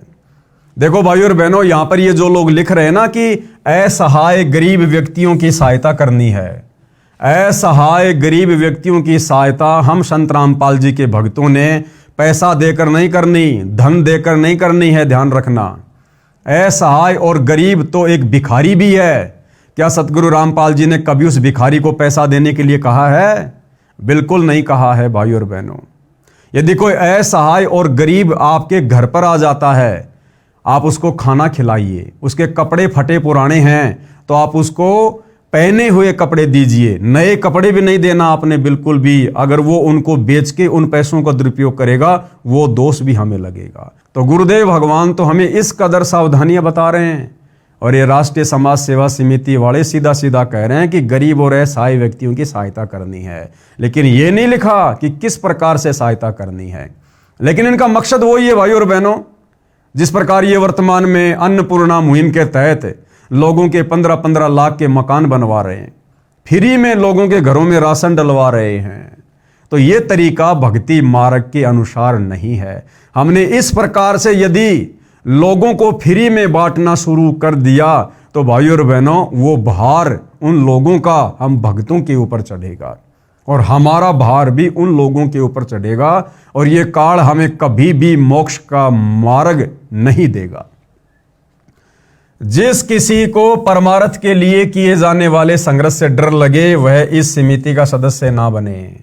भाई बिल्कुल मत बनना भाइयों और बहनों। हम तो सतगुरु रामपाल जी के भगत बन गए, हमारे लिए तो वो ही बहुत कुछ है और इसमें सब कुछ आ जाएगा। सतगुरु रामपाल जी की भक्ति में परमार्थ भी आ गया, स्वार्थ भी आ गया, आत्म कल्याण भी आ गया, सब आ गया भाई। परमात्मा कहते हैं जप तप संयम साधना सब सुमरण के माही और कबीरा जाने राम जन सुमरण सम कछु नाही। और गुरुदेव कहते हैं गुरु सेवा में फल सर्वस आवे, गुरु विमुख नर पार न पावे। तो भाई सतगुरु की सच्ची सेवा यानी उनकी भक्ति करना, उनकी मर्यादा में रहना, भाई इसमें सब कुछ आ गया, परमार्थ भी आ गया और भगत के आत्म कल्याण वाला स्वार्थ भी आ गया। तो भाई हमें तो राष्ट्रीय समाज सेवा समिति का सदस्य 100 में भी नहीं बनना है भाई। हम तो सतगुरु रामपाल जी के भगत बन गए, हमारे लिए तो यही काफी है। परमार्थ के लिए मृत्यु उपरांत अपने शरीर के अंग दान कर सकते हैं और उसी आधार से वर्तमान में भाइयों और बहनों भगत समाज से ये राष्ट्रीय समाज सेवा समिति वाले करवा रहे हैं। रक्तदान करके रोगियों तथा घायलों की सहायता करें। नहीं भाइयों और बहनों, चाहे रक्तदान हो, चाहे देह दान हो या किसी भी प्रकार का दान हो, सतगुरु रामपाल जी ने बताया कि दान केवल सुपात्र को किया जाता, सुपात्र को, कुपात्र को नहीं किया जाता। तो हम क्यों अपना रक्त व्यर्थ में उन कुपात्रों को दान करें जो भक्ति के निकट भी नहीं है। आज ये राष्ट्रीय समाज सेवा समिति वाले जगह जगह रक्तदान का, देह दान का कैंप लगा रहे हैं। अरे जिन लोगों को वो रक्तदान दिया जा रहा है, देह दान दिया जा रहा है, क्या वो सुकर्मी इंसान है? क्या वो व्यक्ति किसी भी प्रकार का नशा नहीं करता है? क्या वो व्यक्ति सतगुरु रामपाल जी से उपदेश लेकर उनकी भक्ति करता है? फिर भला ऐसे कुपात्रों को भाई और बहनों हम क्यों अपना रक्त दान दें, क्यों हम अपना देह का दान करें? अब मान लीजिए कोई व्यक्ति बीमार है और आप भगत हैं, आपने उसको रक्त दान कर दिया और भाई और बहनों वो व्यक्ति फिर से स्वस्थ होकर शराब पीने लगेगा, मांस खाने लगेगा, उल्टे कार्य करने लगेगा, आन उपासना करने लगा, तो आपने अपना वो दान कुपात्र को दे दिया और आपके रक्त से पुनः जीवित होकर वो जितने भी कुकर्म करेगा उसका भोग उसी अनुपात में आपको भी भोगना पड़ेगा। यहां पर राष्ट्रीय समाज सेवा समिति वाले दे दान की बात कर रहे हैं, जो कि सतगुरु रामपाल जी के भक्ति विधान और नियमों के विपरीत है। भाई भगत को तो दे दान की जरूरत नहीं पड़ेगी। अरे जो भगत है, मर्यादा में है, भक्ति कर रहा है, उसका अंग परमात्मा सुरक्षित रखेगा, ठीक रखेगा। वेदों में लिखा अगर साधक मृत्यु को प्राप्त हो जाए तो भी परमात्मा जीवित करके 100 साल की उम्र प्रदान कर दे। वेदों में लिखा कि ए भगत, हे साधक, अगर तेरा कोई अंग भी खराब हो गया, तेरी आंखें भी खराब हो गई, तो भी मैं तुझे नया जीवन दूंगा, नई आंखें दूंगा। तो भक्ति करने वाले भगत को तो किसी प्रकार के अंग की जरूरत नहीं है। अब रहे कौन? वो लोग जो भक्ति नहीं कर रहे, तो उन भक्तों को हम क्यों अपना रक्त दान करें, क्यों अपना अंग दान करें? जो भक्ति नहीं करता है, मान लीजिए किसी का गुर्दा खराब हो गया। अब गुर्दा ज्यादातर खराब किसका होता है? जो लोग शराब पीते, नशा करते हैं। पैसे वाला व्यक्ति है, डॉक्टर के पास गया, डॉक्टर से कहा कि डॉक्टर साहब देखिए क्या हो गया। डॉक्टर ने कहा भैया आपका गुर्दा चेंज करना पड़ेगा, 10 लाख रुपए लगेंगे। आप नादान भक्तों ने इन राष्ट्रीय समाज सेवा समिति वालों के कहने पर अपने अंग दान कर दिए। मरने के बाद आपका गुर्दा निकाल लिया गया और आपका गुर्दा हॉस्पिटल में रख दिया गया। उधर से उस व्यक्ति ने, जो भक्ति नहीं करता है, शराब पी पी के गुर्दा खराब कर लिया, 10 लाख रुपए डॉक्टर को देकर और उसने नया गुर्दा लगवा लिया। अब क्या होगा भाई और बहनों? आपको डबल नुकसान हो गया, डबल नुकसान। क्योंकि आपने गुरुदेव की मर्यादाओं के विरुद्ध अंग दान किया, तो मोक्ष तो आपका होना नहीं, आपको पुनः नया जीवन मिलेगा। क्योंकि आप भगत हो, मंत्रों का जाप कर रहे हो, 84 में तो नहीं जाओगे, आपको पुनः मनुष्य जीवन मिलेगा।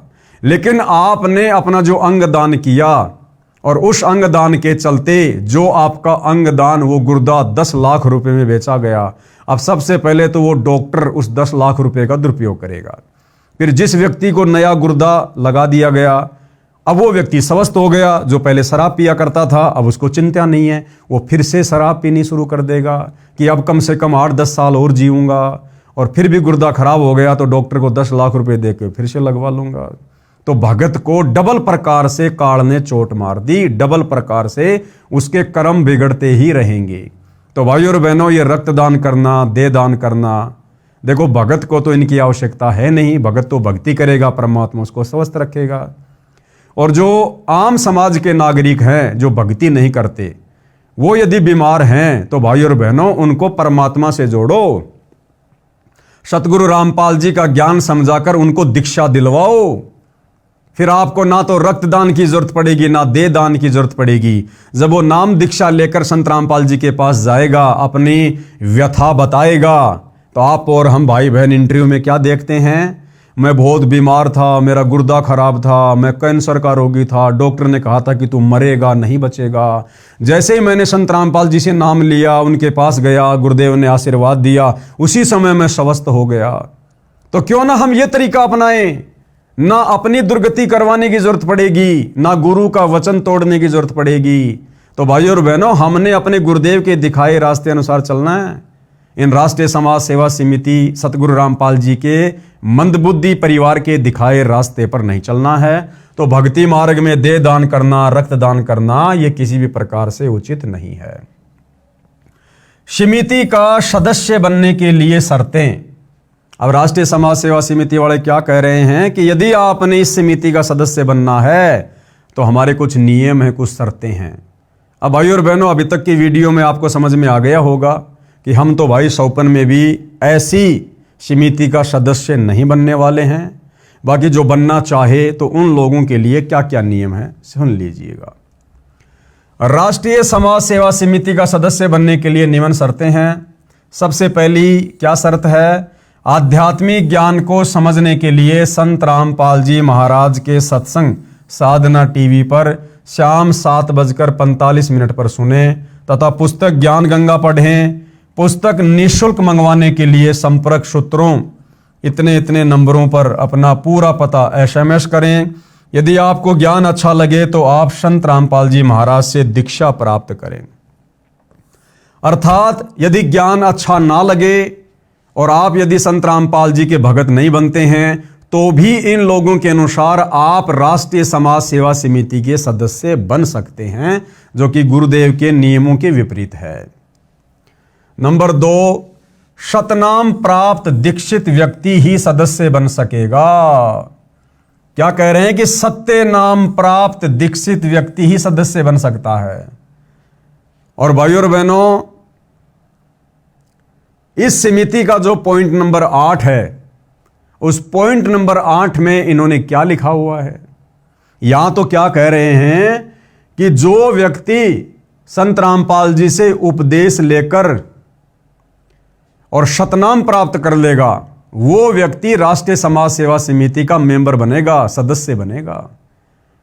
और पॉइंट नंबर 8 में क्या लिखा इन्होंने कि कोई भी व्यक्ति जिसने नाम दीक्षा नहीं ले रखी है वो भी सदस्य बन सकता है। ये नियम नंबर 8 है। राष्ट्रीय समाज सेवा समिति का पदाधिकारी केवल शतनाम प्राप्त भगत ही बन सकता है। सदस्य बिना नाम लिए हुए भी बन सकता है, जो समिति के नियमों को पूर्ण तौर से पालन करेगा। अर्थात इन राष्ट्रीय समाज सेवा समिति वालों ने काल प्रेरणा से इस राष्ट्रीय समाज सेवा समिति के अंदर जिसने बरवाला कांड में मुख्य भूमिका निभाई है, इस समिति में भाइयों और बहनों संत रामपाल जी के परिवार वालों ने बाहर के लोगों की भी एंट्री करवाई। यानी जो लोग भगत नहीं थे उन लोगों को भी राष्ट्रीय समाज सेवा समिति से जोड़ा गया। करनी तज कथनी कथय अज्ञानी दिन रात, कुत्ते ज्यों भौंकत फिरे सुनी सुनाई बात। समिति के सदस्य के लिए सर्वप्रथम दीक्षित होना अनिवार्य है तथा निम्न मर्यादाओं का पालन करना अनिवार्य होगा। यदि निम्न मर्यादाओं का पालन नहीं कर पाएगा तो उसकी सदस्यता भंग कर दी जाएगी। समिति का सदस्य बनने वाले भगत के लिए मर्यादा, क्या क्या मर्यादा भाई ध्यान से सुन लेना। जीव हमारी जाति है, मानव धर्म हमारा, हिंदू मुस्लिम सिख ईसाई धर्म नहीं कोई न्यारा। अब बताओ भाइयों और बहनों, अरे हम संत रामपाल जी भगवान के शिष्य बने या राष्ट्रीय समाज सेवा समिति के सदस्य बने? अरे वर्तमान में 90% भगत समाज के लिए संत रामपाल जी का भगत बनकर उनकी नियम और मर्यादा निभाना तो कठिन हो रहा है, ऊपर से राष्ट्रीय समाज सेवा समिति वालों का सदस्य बनकर इनकी भी मर्यादा निभाओ। तो भाइयों और बहनों, मेरे हिसाब से तो ये बिल्कुल भी जायज नहीं है। प्रिय भक्तजनों, आज से लगभग 5000 वर्ष पहले कोई भी धर्म या अन्य संप्रदाय नहीं था। ना हिंदू, ना मुस्लिम, ना सिख और ना ईसाई थे, केवल मानव धर्म था। लेकिन जैसे जैसे कलयुग का प्रभाव बढ़ता गया वैसे वैसे हमारे में मतभेद होता चला गया। कारण सिर्फ यही रहा कि वर्तमान धार्मिक कुल गुरुओं द्वारा शास्त्रों में लिखी हुई सच्चाई को दबा दिया गया। कारण चाहे स्वार्थ हो या ऊपरी दिखावा, जिसके परिणाम स्वरूप आज एक मानव धर्म के 4 धर्म और अन्य संप्रदाय बन चुके हैं, जिसके कारण आपस में मतभेद होना स्वाभाविक ही है। सभी का प्रभु भगवान राम, अल्लाह, रब, गॉड, खुदा, परमेश्वर एक ही है। ये भाषा भिन्न पर्यायवाची शब्द हैं। सभी मानते हैं कि सबका मालिक एक है, लेकिन फिर भी ये अलग अलग धर्म संप्रदाय क्यों? समाधान तथा कारण जानने के लिए कृपया पढ़िए पुस्तक ज्ञान गंगा। ये बात बिल्कुल ठीक है कि सबका मालिक रब, खुदा, अल्लाह, गॉड, राम, परमेश्वर एक ही है, जिसका वास्तविक नाम कबीर है और वह अपने शतलोक शतधाम सचखंड में मानव सदृश्य स्वरूप में आकार में रहता है। लेकिन अब हिंदू तो कहते हैं कि हमारा राम बड़ा है, मुस्लिम कहते हैं कि हमारा अल्लाह बड़ा है, ईसाई कहते हैं कि हमारा ईसा मसीह बड़ा है और सिख कहते हैं कि हमारे गुरु नानक साहिब जी बड़े हैं। ऐसे कहते हैं जैसे 4 नादान बच्चे कहते हैं कि ये मेरा पापा, दूसरा कहेगा ये मेरा पापा है तेरा नहीं है, तीसरा कहेगा ये तो मेरा पिताजी है जो सबसे बड़ा है, और फिर चौथा कहेगा कि अरे नहीं नादानो, ये है मेरा डैडी है, तुम्हारा नहीं है, जबकि उन चारों का पिता वही एक ही है। इन्हीं नादान बच्चों की तरह आज हमारा मानव समाज लड़ रहा है।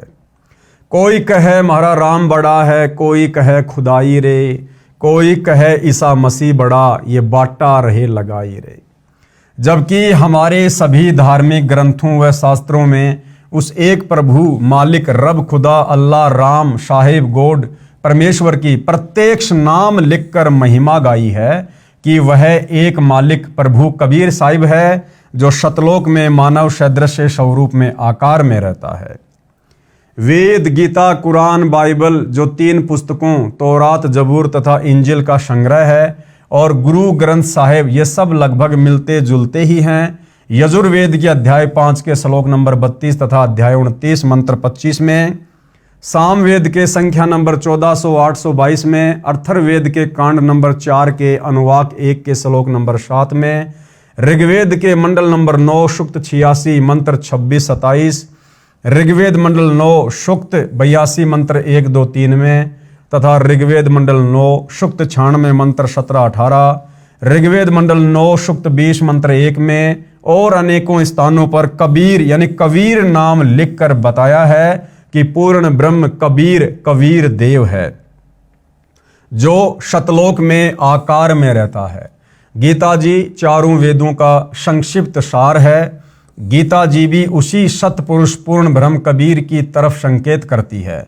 गीता जी के अध्याय 15 के श्लोक नंबर 16-17, अध्याय 18 के श्लोक नंबर 46, 62 अध्याय 8 के श्लोक नंबर 8 से 10 तथा 22 में अध्याय 15 के श्लोक नंबर 4 में उसी पूर्ण परमात्मा की भक्ति करने का संकेत किया है। श्री गुरु ग्रंथ साहिब पेज नंबर 24 पर और प्रश्न नंबर 721 तथा 731 पर नाम लिखकर धानक जुलाहा कबीर साहिब की महिमा गाई है। इसी प्रकार कुरान और बाइबल एक ही शास्त्र समझो, दोनों लगभग एक ही संदेश देते हैं कि उस कबीर अल्लाह की महिमा बयान करो जिसकी शक्ति से ये सब सृष्टि चलायमान है। कुरान शरीफ में सूरत फुरकानी नंबर 25 की आयत नंबर 52 से 59 तक में कबीरन, खबीरा, कबीरू आदि शब्द लिखकर उसी एक कबीर अल्लाह की पाकी बयान की हुई है, यानी उनकी महिमा की हुई है कि ए पैगंबर अर्थात मोहम्मद उस कबीर अल्लाह की पाकी बयान करो, यानी उसकी महिमा करो जो 6 दिन में अपनी शक्ति से सृष्टि रचकर 7वें दिन तख्त पर जा बिराजा अर्थात सतलोक में जाकर विश्राम किया।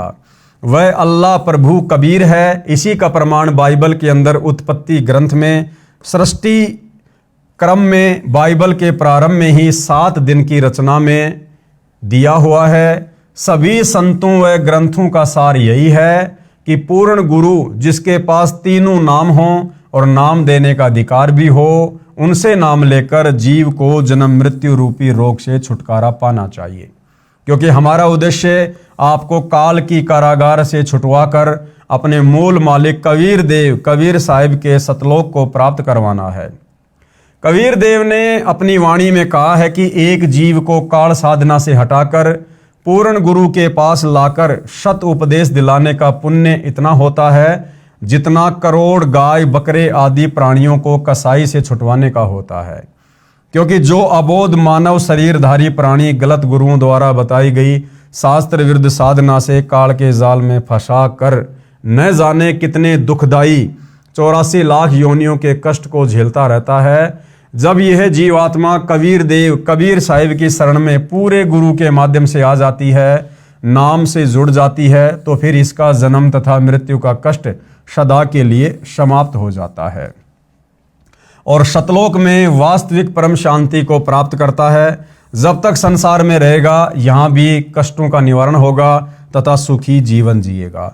भाइयों और बहनों, ये जो कुछ ज्ञान आधारित बातें हैं, जो प्रकरण है, ये सतगुरु रामपाल जी के द्वारा लिखी गई पुस्तकों से, उनके सत्संगों से इन राष्ट्रीय समाज सेवा समिति वालों ने ज्यों का त्यों लेकर यहाँ पर लिख दिया है।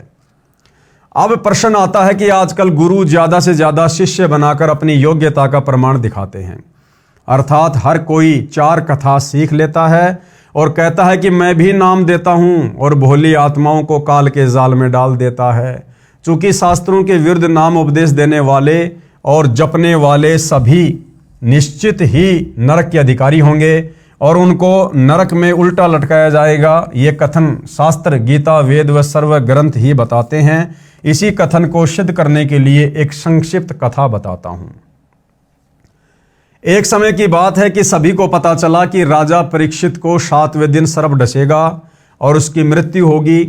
इस बात का पता लगने पर सभी ने सोचा कि 7 दिनों तक राजा परीक्षित को भागवत की कथा सुनाई जाए, ताकि इसका यहाँ से मोह हट जाए और प्रभु के चिंतन में लग जाए, क्योंकि मरते समय जिसकी जैसी भावना होती है वह उसी को प्राप्त होता है। सभी ने कहा कि अति उत्तम है, लेकिन अब कथा करे कौन? इस प्रश्न पर प्रश्नवाचक चिन्ह लग जाता है।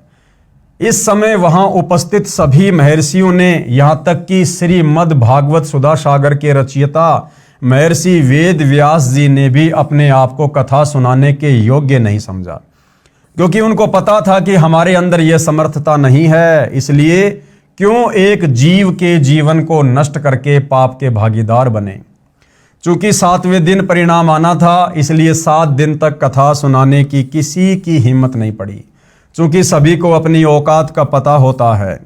देखो भाइयों और बहनों, बरवाला कांड के बाद में सतगुरु रामपाल जी के परिवार ने, इसी राष्ट्रीय समाज सेवा समिति ने काल प्रेरणा से धार्मिक धंधे के लिए जगह जगह सतगुरु रामपाल जी की एक DVD को आधार बनाकर नाम दीक्षा केंद्र खोलने शुरू किए और आज वर्तमान में लगभग 500 से 600 नाम दीक्षा केंद्र देश विदेश में हैं। तो उस समय इन सतलोक आश्रम वालों ने, क्योंकि ये लोग नाम दीक्षा दिलवाने के अधिकारी नहीं हैं, खुद तो नाम दीक्षा देने का कोई अधिकारी है ही नहीं संत रामपाल जी के अलावा। संत रामपाल जी की गैर हाजिरी में, उनके भक्ति विधान अनुसार कोई भी व्यक्ति वर्तमान में उस DVD को आधार बनाकर भी दीक्षा दिलवाने का अधिकारी नहीं है। लेकिन बरवाला कांड के बाद जगह जगह नाम दीक्षा केंद्र खोले जाने लगे और वहां पर भक्तों की ड्यूटी लगाई जाने लगी कि भगत जी इस नाम दीक्षा केंद्र पर आप दीक्षा दिलाओगे, आप दीक्षा दिलाओगे। लेकिन उस समय भाइयों और बहनों, किसी भी भगत ने काल प्रेरणा से विचार नहीं किया। उस काल प्रेरणा के अंतर्गत उस समय मैं पवन दास भी था। उस समय तक मुझे इस राष्ट्रीय समाज सेवा समिति के सतगुरु रामपाल जी के परिवार वालों के घटिया मनसूबों का ज्ञान नहीं था और मेरे घर पर भी, जो मैं किराए में जयपुर में रहता था, इन राष्ट्रीय समाज सेवा समिति वालों ने कुछ दिनों के लिए नाम दीक्षा केंद्र खोला। मैं भी भक्तों को दीक्षा दिलाने लगा। लेकिन भाइयों और बहनों, मैं आज अपनी उस महागलती के लिए, महाभूल के लिए गुरुदेव से बारंबार क्षमा याचना करता रहता हूं। मुझे पश्चाताप है कि मैंने अनधिकारी होते हुए वो जिम्मेदारी उस समय गुरु की गैर हाजिरी में बिना गुरु से आदेश लिए क्यों अपने हाथों में ली। मैं कितना बड़ा पाप का भागी बना। तो आज वर्तमान में 500 से 600 नाम दीक्षा केंद्र देश विदेश में चल रहे हैं और भाइयों और बहनों, उन नाम दीक्षा केंद्रों पर लगभग 2000 के आसपास सेवादार हैं जो लोगों को दीक्षा दिलवा रहे हैं। क्या ये लोग DVD से दीक्षा दिलवाने के लिए अधिकारी हैं?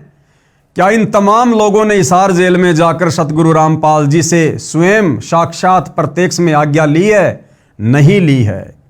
तो भाइयों और बहनों, जिस प्रकार से द्वापर युग में खुद श्री सुधा सागर लिखने वाले वेद व्यास जी ने भी कह दिया कि भैया मैं भी कथा करने के लिए अधिकारी नहीं हूं, लेकिन वर्तमान में ये सतलोक आश्रम से जुड़े भगत जो सतगुरु रामपाल जी की एक भी मर्यादा में नहीं है, जिन लोगों की तमाम मर्यादाएं 2014 बरवाला कांड के बाद इसी राष्ट्रीय समाज सेवा समिति की बातों को अधिक महत्व देने के चलते मर्यादाएं खंडित हो चुकी हैं, आज ये तमाम लोग DVD से नाम दीक्षा दिलवा रहे हैं, नाम दीक्षा केंद्र खोल कर बैठे हुए हैं, जबकि ये लोग बिल्कुल भी अधिकारी नहीं है। ये लोग उल्टा सतगुरु रामपाल जी के दोषी बन रहे हैं।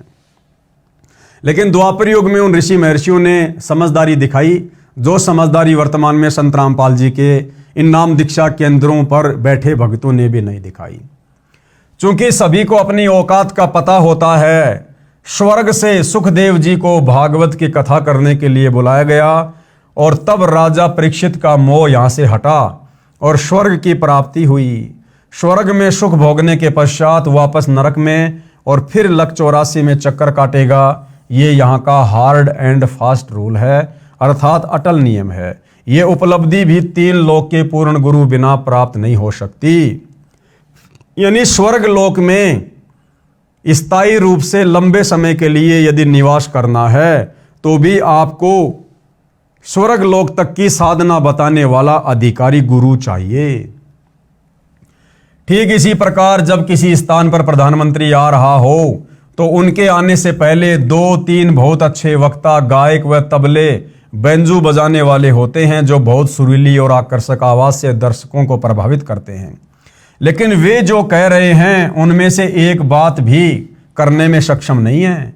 लेकिन जब प्रधानमंत्री आता है तो वह कम से कम शब्दों में कहता है कि आगरा में इंटरनेशनल कॉलेज बनवा दो, चंडीगढ़ में इंटरनेशनल यूनिवर्सिटी बनवा दो, आदि आदि। सिर्फ इतना कहकर पीएम साहब चले जाते हैं। उनके कहने से अगले दिन ही वह कार्य प्रारंभ हो जाता है, क्योंकि उनके वचन में शक्ति है। और यदि यही बात आप और मेरे जैसा आम व्यक्ति कहे तो हमारी बड़ी मूर्खता होगी, क्योंकि हमारे वचन में इतनी शक्ति नहीं है, जबकि प्रधानमंत्री के लिए यह सब साधारण बात है। इन तथ्यों को प्रमाणित करने के लिए कुछ निम्नलिखित वाणियां अवश्य पढ़िए और गहन विचार करें तथा अतिशीघ्र गुरु मंत्र प्राप्त करें। कबीर पंडित और मशालची दोनों सूझे नाही, औरों को करे चांदना रह आप अंधेरे माही। कबीर करनी तज कथनी कथ है, अज्ञानी दिन रात कुकर ज्यों भोकत फिरे सुनी सुनाई बात। गरीब बीजक की बाता कहें बीजक नाही हाथ, पृथ्वी डुबोवन उतरे कह कह मीठी बात। कबीर बीजक की बाता कहें बीजक नाही पाश, औरों को प्रमोद ही आपन चले निराश। कबीर कथनी के सूर्य घने कठे अतंबर ज्ञान, बाहर जवाब आवे नहीं लीद करे मैदान। ये सारी की सारी वाणियां भाई और बहनों इन राष्ट्रीय समाज सेवा समिति के वालों पर सटीक बैठती हैं। कथा करना व नाम उपदेश देना कोई बच्चों का खेल नहीं है। तो वर्तमान में भाई तुम लोग क्यों जगह जगह नाम दीक्षा केंद्र खोलकर लोगों को उपदेश दे रहे हो, लोगों को उपदेश दिलवा रहे हो? क्यों तुम लोगों ने सतगुरु रामपाल जी की डीवीडी को नाम उपदेश की प्रक्रिया को बच्चों का खेल बना के छोड़ दिया है, जो दूसरों को उपदेश दे रहे हो? कथा करना व नाम उपदेश देना कोई बच्चों का खेल नहीं है कि ली कांख में पोथी, चलो मैं भी कथा कर देता हूं, चलो मैं भी रामायण का पाठ कर देता हूं, गीता जी का पाठ कर देता हूं, ग्रंथ साहिब का पाठ कर देता हूं। अरे फिर तुम सतलोक आश्रम वाले वर्तमान में इन सतलोक आश्रमों में क्यों 3-3 दिन का पाठ कर रहे हो भाई? तुम भगत हो, भगवान थोड़ी हो। क्या तुम गरीबदास जी की वाणियों का पाठ करने के अधिकारी हो? सतगुरु रामपाल जी अपने सत्संग में कहते हैं, एक छोटा सा सत्संग सुनाता हूं। गुरुदेव भगवान कह रहे हैं कि आदरणीय गरीबदास जी की वाणियों को पढ़ने वाला महापुरुष भी गरीबदास जी के जितना ही पाक और पवित्र चाहिए। क्या तुम सतलोक आश्रम वालों में ये योग्यता है? क्या तुम सतलोक आश्रम वाले गरीबदास जी के समान पाक और पवित्र हो, जो लेके उस ग्रंथ साहिब को और 3-3 दिन का पाठ कर रहे हो? क्या कह रहे हैं सतगुरु रामपाल जी, एक बार ध्यान से सुन लीजिएगा। और गरीबदास जी की वाणी अवदास पढ़ा रहा है, क्योंकि इसको पढ़ने वाला भी उतना ही पवित्र चाहिए जितना महापुरुष हो, परमात्मा ने जिनको ज्ञान दिया था। तो जो इस दास के मुख से जो सुनोगे उसका असर न्यारा होगा। और इन्हीं सत्संग में कोई और करेगा भगत तो उससे लाभ नहीं होगा वो, क्योंकि अधिकारी के बिना यह काम करे को नहीं। और तो भाइयों और बहनों, सतगुरु रामपाल जी के सत्संगों के अनुसार, उनके भक्ति विधान के अनुसार कोई भी भगत आदरणीय गरीबदास जी की अमृतवाणियों का पाठ करने का अधिकारी नहीं है। तो दुनिया को शिक्षा देने वाले राष्ट्रीय समाज सेवा समिति वालों, आप लोग अपने ऊपर भी इन बातों को लागू करो। अर्थात सत्संग कर देता हूं और नाम भी दे देता हूं, आदि आदि। पूर्ण संत को ही कथा करने व उपदेश देने का अधिकार होता है, और उस कथा का समापन भी वही कर सकता है। फिर इन सतलोक आश्रमों में इन कथाओं का समापन कौन कर रहा भाई? उस पाठ का समापन कौन कर रहा है? भगती पाठ शुरू कर रहे हैं, भगती पाठ का समापन कर रहे हैं। तो ये तो परमात्मा के विधान के विपरीत हो रहा है। चूंकि पूर्ण संत के शब्द में शक्ति होती है, जैसे सुखदेव के शब्द में थी, जैसे कोई सत्संग करे और मान लो उसमें आम की महिमा बताए कि आम बहुत मीठा होता है, फलों का राजा होता है, उसका रंग पीला होता है, और यदि कोई आकर कहे कि ला भाई आम दो, तो वह सत्संग करने वाला कहे कि मेरे पास तो आम नहीं है। फिर लेने वाला कहे कि कहाँ मिलेगा, उसको जवाब मिले कि पता नहीं, आम तो निराकार है, वह दिखाई थोड़े देता है। फिर लेने वाला कहेगा कि अरे नादान, जब तेरे पास आम है ही नहीं और न ही तेरे को ये पता कि आम कहाँ से मिलेगा, साथ में कह रहा कि वह निराकार है, तो व्यर्थ में शोर मचाता क्यों फिर रहा है। कहने का अभिप्राय यह है कि तत्व ज्ञान रहित व बिना अधिकारी कथा करने वाले और उसके मुख से सुनने वाले सभी नरक के अधिकारी होते हैं। तो देख लो भाइयों और बहनों, ये राष्ट्रीय समाज सेवा समिति वाले वर्तमान में संत रामपाल जी के कार्यक्रम में जो दुनिया के मनोरंजन के लिए लड़कियां नचवा रहे हैं, गवैयों से गाने गवा रहे हैं, टोटल कार्य उनके मर्यादाओं के विपरीत कर रहे हैं। तो बताइए, इसी राष्ट्रीय समाज सेवा समिति के द्वारा जो जगह जगह नाम दीक्षा केंद्र खोले गए हैं या जगह जगह शतलोक आश्रम खोलकर जो पाठ प्रकाश किया जाता है, तो नादान भगत समाज को इन अनाधिकारियों को दिए गए दान का फल कैसे मिलेगा? नहीं मिलेगा। और इसी कारण से वर्तमान में संत रामपाल जी की संगत की दुर्गति हो रही है। यदि कोई व्यक्ति अपने आप ही गुरु बनकर शिष्य बना लेता है तो समझो अपने सिर पर भार चढ़ा लेता है, क्योंकि परमेश्वर का नियम है कि जब तक शिष्य पार नहीं होगा तब तक गुरु को बार बार जन्म लेते रहना पड़ता है। पूर्ण गुरु अधूरे शिष्यों से छुटकारा पाने के लिए ऐसी लीला किया करते हैं, और यही लीला 2014 बरवाला कांड के माध्यम से भाई और बहनों सतगुरु रामपाल जी ने की है। सन 1994 से उन्होंने नाम दीक्षा देनी शुरू की। 2014 तक देखा कि केवल भीड़ जमा हो रही है, ज्ञान को आधार कोई बना ही नहीं रहा। तो सतगुरु ने नकली शिष्यों का भार भी तो अपने सिर से उतारना था। तो इधर काल प्रेरणा से इन राष्ट्रीय समाज सेवा समिति वालों ने प्रपंच रचा, बरवाला कांड करवाया, और सतगुरु रामपाल जी ने इसी कांड के माध्यम से चुपचाप होकर अपने भक्तों की परीक्षा भी कर ली, और वर्तमान समय परीक्षा का ही चल रहा है। और हम देख रहे हैं भाई और बहनों, आए दिन ये जो राष्ट्रीय समाज सेवा समिति वाले संत रामपाल जी के बेटा बेटी भाई बंधु रिश्तेदार, ये कोऑर्डिनेटर जिस प्रकार से ज्ञान विरुद्ध कुकृत्य कर रहे हैं, स्पष्ट हो रहा है कि धीरे धीरे संगत में छटनी हो रही है, जिससे अज्ञानी शिष्यों को गुरु के प्रति नफरत हो जाती है। जैसे कबीर साहिब जब काशी में प्रकट हुए थे, उस समय कबीर साहिब के 64 लाख शिष्य बन गए थे। उनकी परीक्षा लेने के लिए कबीर साहिब ने काशी शहर की एक मशहूर वेश्या को सत्संग ज्ञान समझाने के लिए उसके घर पर जाना शुरू कर दिया, जिसको देख व सुनकर चेलों के दिल में गुरु के प्रति घृणा पैदा हो गई और सभी का अपने गुरु के प्रति विश्वास टूट गया। केवल 2 को छोड़कर सभी शिष्य गुरुविहीन हो गए। सतगुरु गरीबदास जी महाराज की वाणी में प्रमाण है, गरीब चंडाली के चौक में सतगुरु बैठे जाए, 64 लाख गारत गए यानी फैल हो गए, 2 रहे सतगुरु पाए। भड़वा भड़वा सब कोई कहे, जानत नाही खोज, दास गरीब कबीर कर्म से बांटत सिर का बोझ। हम आपसे यही प्रार्थना करना चाहते हैं कि सोच विचार कर सौदा करो। राष्ट्रीय समाज सेवा समिति वाले कह रहे हैं भैया सोच समझ के सौदा करना, राष्ट्रीय समाज सेवा समिति का सदस्य सोच समझ के बनना। हम संत रामपाल जी के परिवार वालों के पीछे अंधे होकर सोच समझ के चलना। सोच समझ के आप लोगों ने अपने गुरु जी के ज्ञान को महत्व देना है या राष्ट्रीय समाज सेवा समिति की बातों को महत्व देना है। हम आपसे यही प्रार्थना करना चाहते हैं कि सोच विचार कर सौदा करो।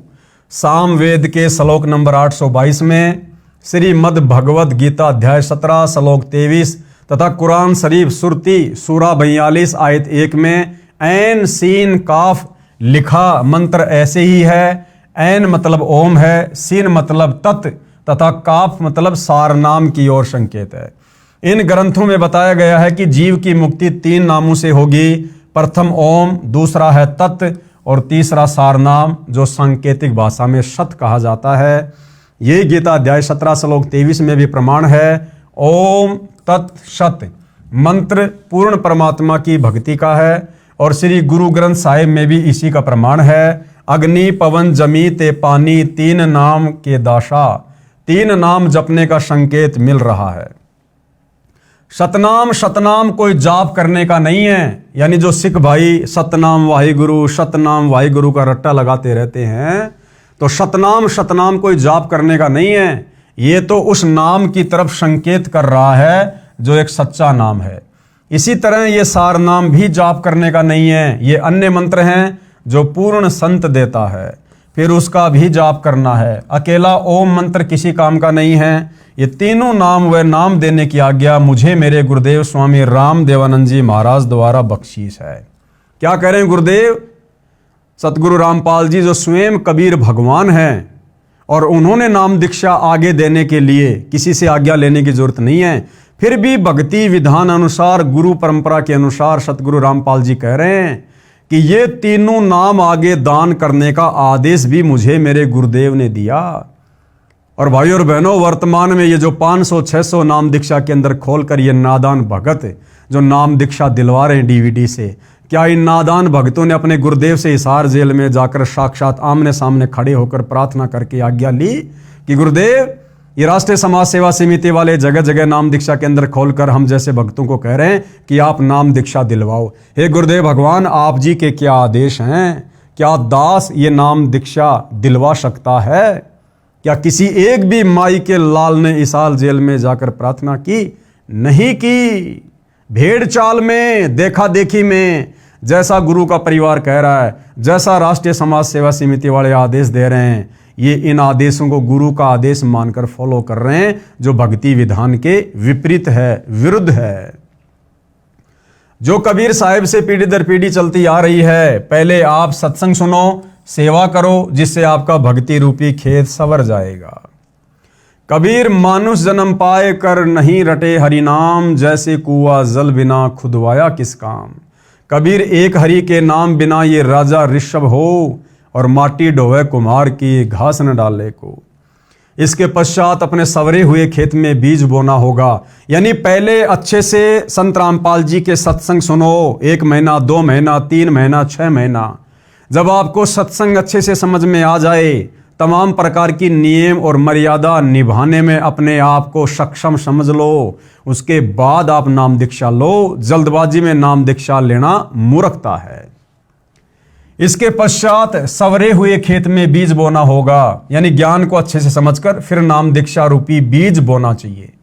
शास्त्रों यानी कबीर साहिब की वाणी, वेद, गीता, पुराण, कुरान, धर्मदास साहिब आदि संतों की वाणी के अध्ययन से मुक्ति नहीं होगी। यानी केवल शास्त्रों को पढ़ने मात्र से, कबीर जी की वाणियां पढ़ने मात्र से मुक्ति नहीं होगी।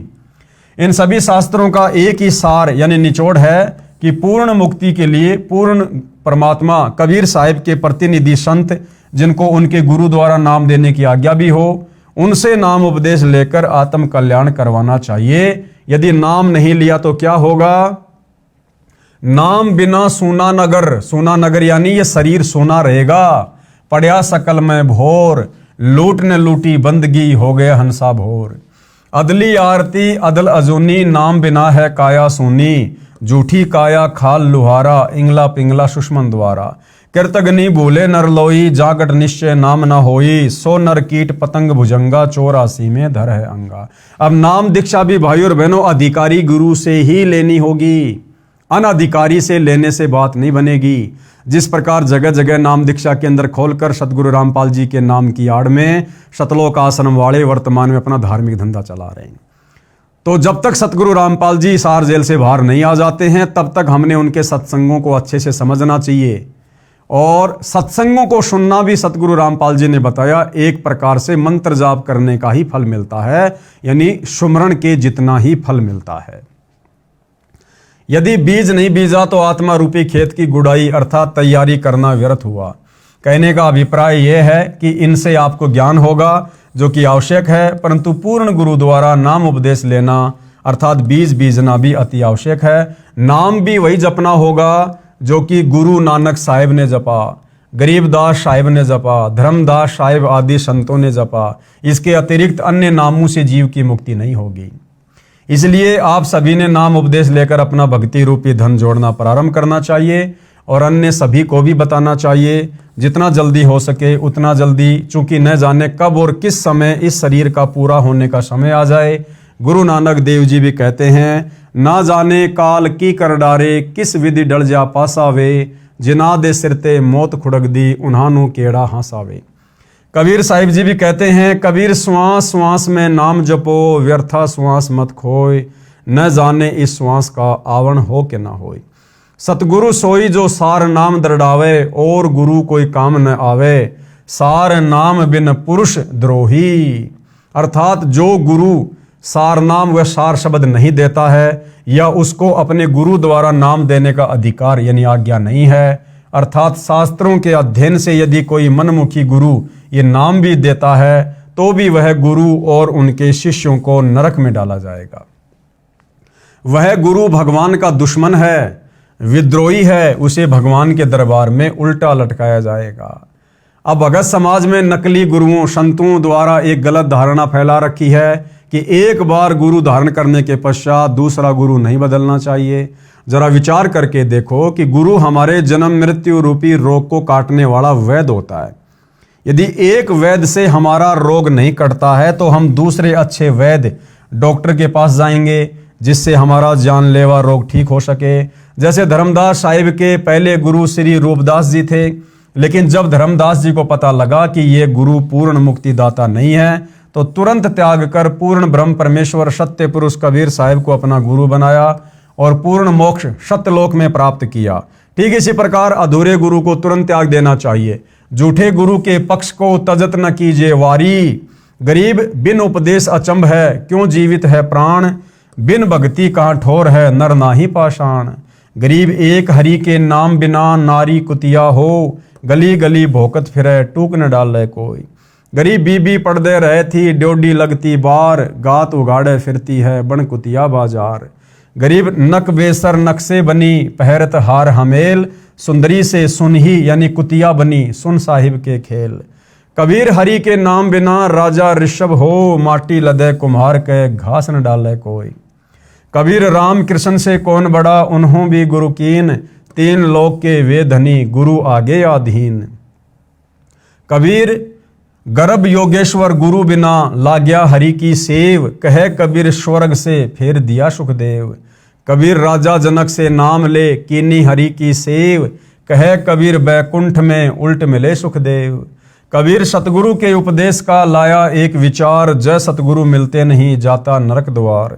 कबीर नरक द्वार में दूत सब करते खेचा तान, उनते कभू न छूटता फिर फिरता चारों खान। कबीर चार खाने में भरमता, कभू न लगता पार, सो फेरा सब मिट गया सतगुरु के उपकार। कबीर सात समुद्र की मसी करूं, लेखनी करूं बनराय, धरती का कागज करूं गुरु गुण लिखा न जाए। कबीर गुरु बड़े गोविंद से मन में देख विचार, हरि सुमरे सो रह गए गुरु भजे हुए पार। कबीर गुरु गोविंद दोनों खड़े काके लागू पाए, बलिहारी गुरु आपने जिन गोविंद दिया मिलाए। कबीर हरि के रूठत्या गुरु की शरण में जाए, कबीर गुरु जय रूठ गया फिर हरि नहीं होत सहाय। अब आगे भाइयों और बहनों, नाम कौन से राम का जपना है? दशरथ पुत्र श्री रामचंद्र जी का राम राम राम राम ये नाम जपना है, या फिर राम राम सब जगत बखाने, आदि राम कोई बिरला जाने, जो सबसे पहले वाला राम है जिसने सृष्टि को रचा है, कबीर राम, क्या उनका नाम जपना है? उनका नाम जपना है तो उनका नाम कौन सा है? उस नाम का प्रमाण कहाँ है? वो नाम किन किन महापुरुषों ने आज से पहले जपा है? क्या उस नाम के जपने से किसी को मुक्ति भी प्राप्त हुई है? और वर्तमान में वो राम का नाम देने का अधिकारी गुरु कौन है? तो भाइयों और बहनों, इन तमाम प्रकार की बातों के ऊपर हम अगले वीडियो में चर्चा करेंगे। और इस पुस्तक के ऊपर, जिसका नाम है मानवता का गिरता हास तथा विकास, इसके ऊपर लगभग 5 से 7 वीडियो बनेंगे। आप और हमने भाइयों और बहनों इस पुस्तक को पढ़कर अध्यात्म में निष्कर्ष निकालना है, ताकि भाइयों और बहनों गुरु की गैर हाजिरी में, या जब कल को गुरुदेव भगवान सतलोक वापस चले जाएंगे, उस समय ये भगत समाज किसी के भी बहकाव में आकर धोखे में ना आ जाए और अपना जीवन बर्बाद ना कर ले। उसके लिए परमात्मा वर्तमान में आप और हमारे जैसे तुच्छ जीवों के माध्यम से इन पुस्तकों के ऊपर वीडियो बनवाकर सद्बुद्धि देकर निष्कर्ष निकलवा रहे हैं। तो वर्तमान में आप और हम भगत भाई बहनों ने भी हिसार जेल में बैठे हुए परम पूज्य गुरुदेव भगवान की गैर हाजिरी में हर प्रकार से सोच समझकर विचार करके आप और हमने भक्ति मार्ग पर फूक फूक के कदम आगे रखना है और अपने अन्य भगत भाई बहनों को भी ये जानकारी उपलब्ध हो, उसके लिए इन वीडियो को हमने ज़्यादा से ज़्यादा आगे भी फैलाना है। तो भाई और बहनों, आज के वीडियो में केवल इतना ही। फिर परमेश्वर दया करेंगे, सेवा में आप सबके समक्ष हाजिर होंगे, उपस्थित होंगे। तब तक गुरुदेव भगवान हम सबको आज्ञा दे, आशीर्वाद दे, हमारा मार्गदर्शन करे। बंदी छोड़ सतगुरु रामपाल जी परमेश्वर जी की जय हो।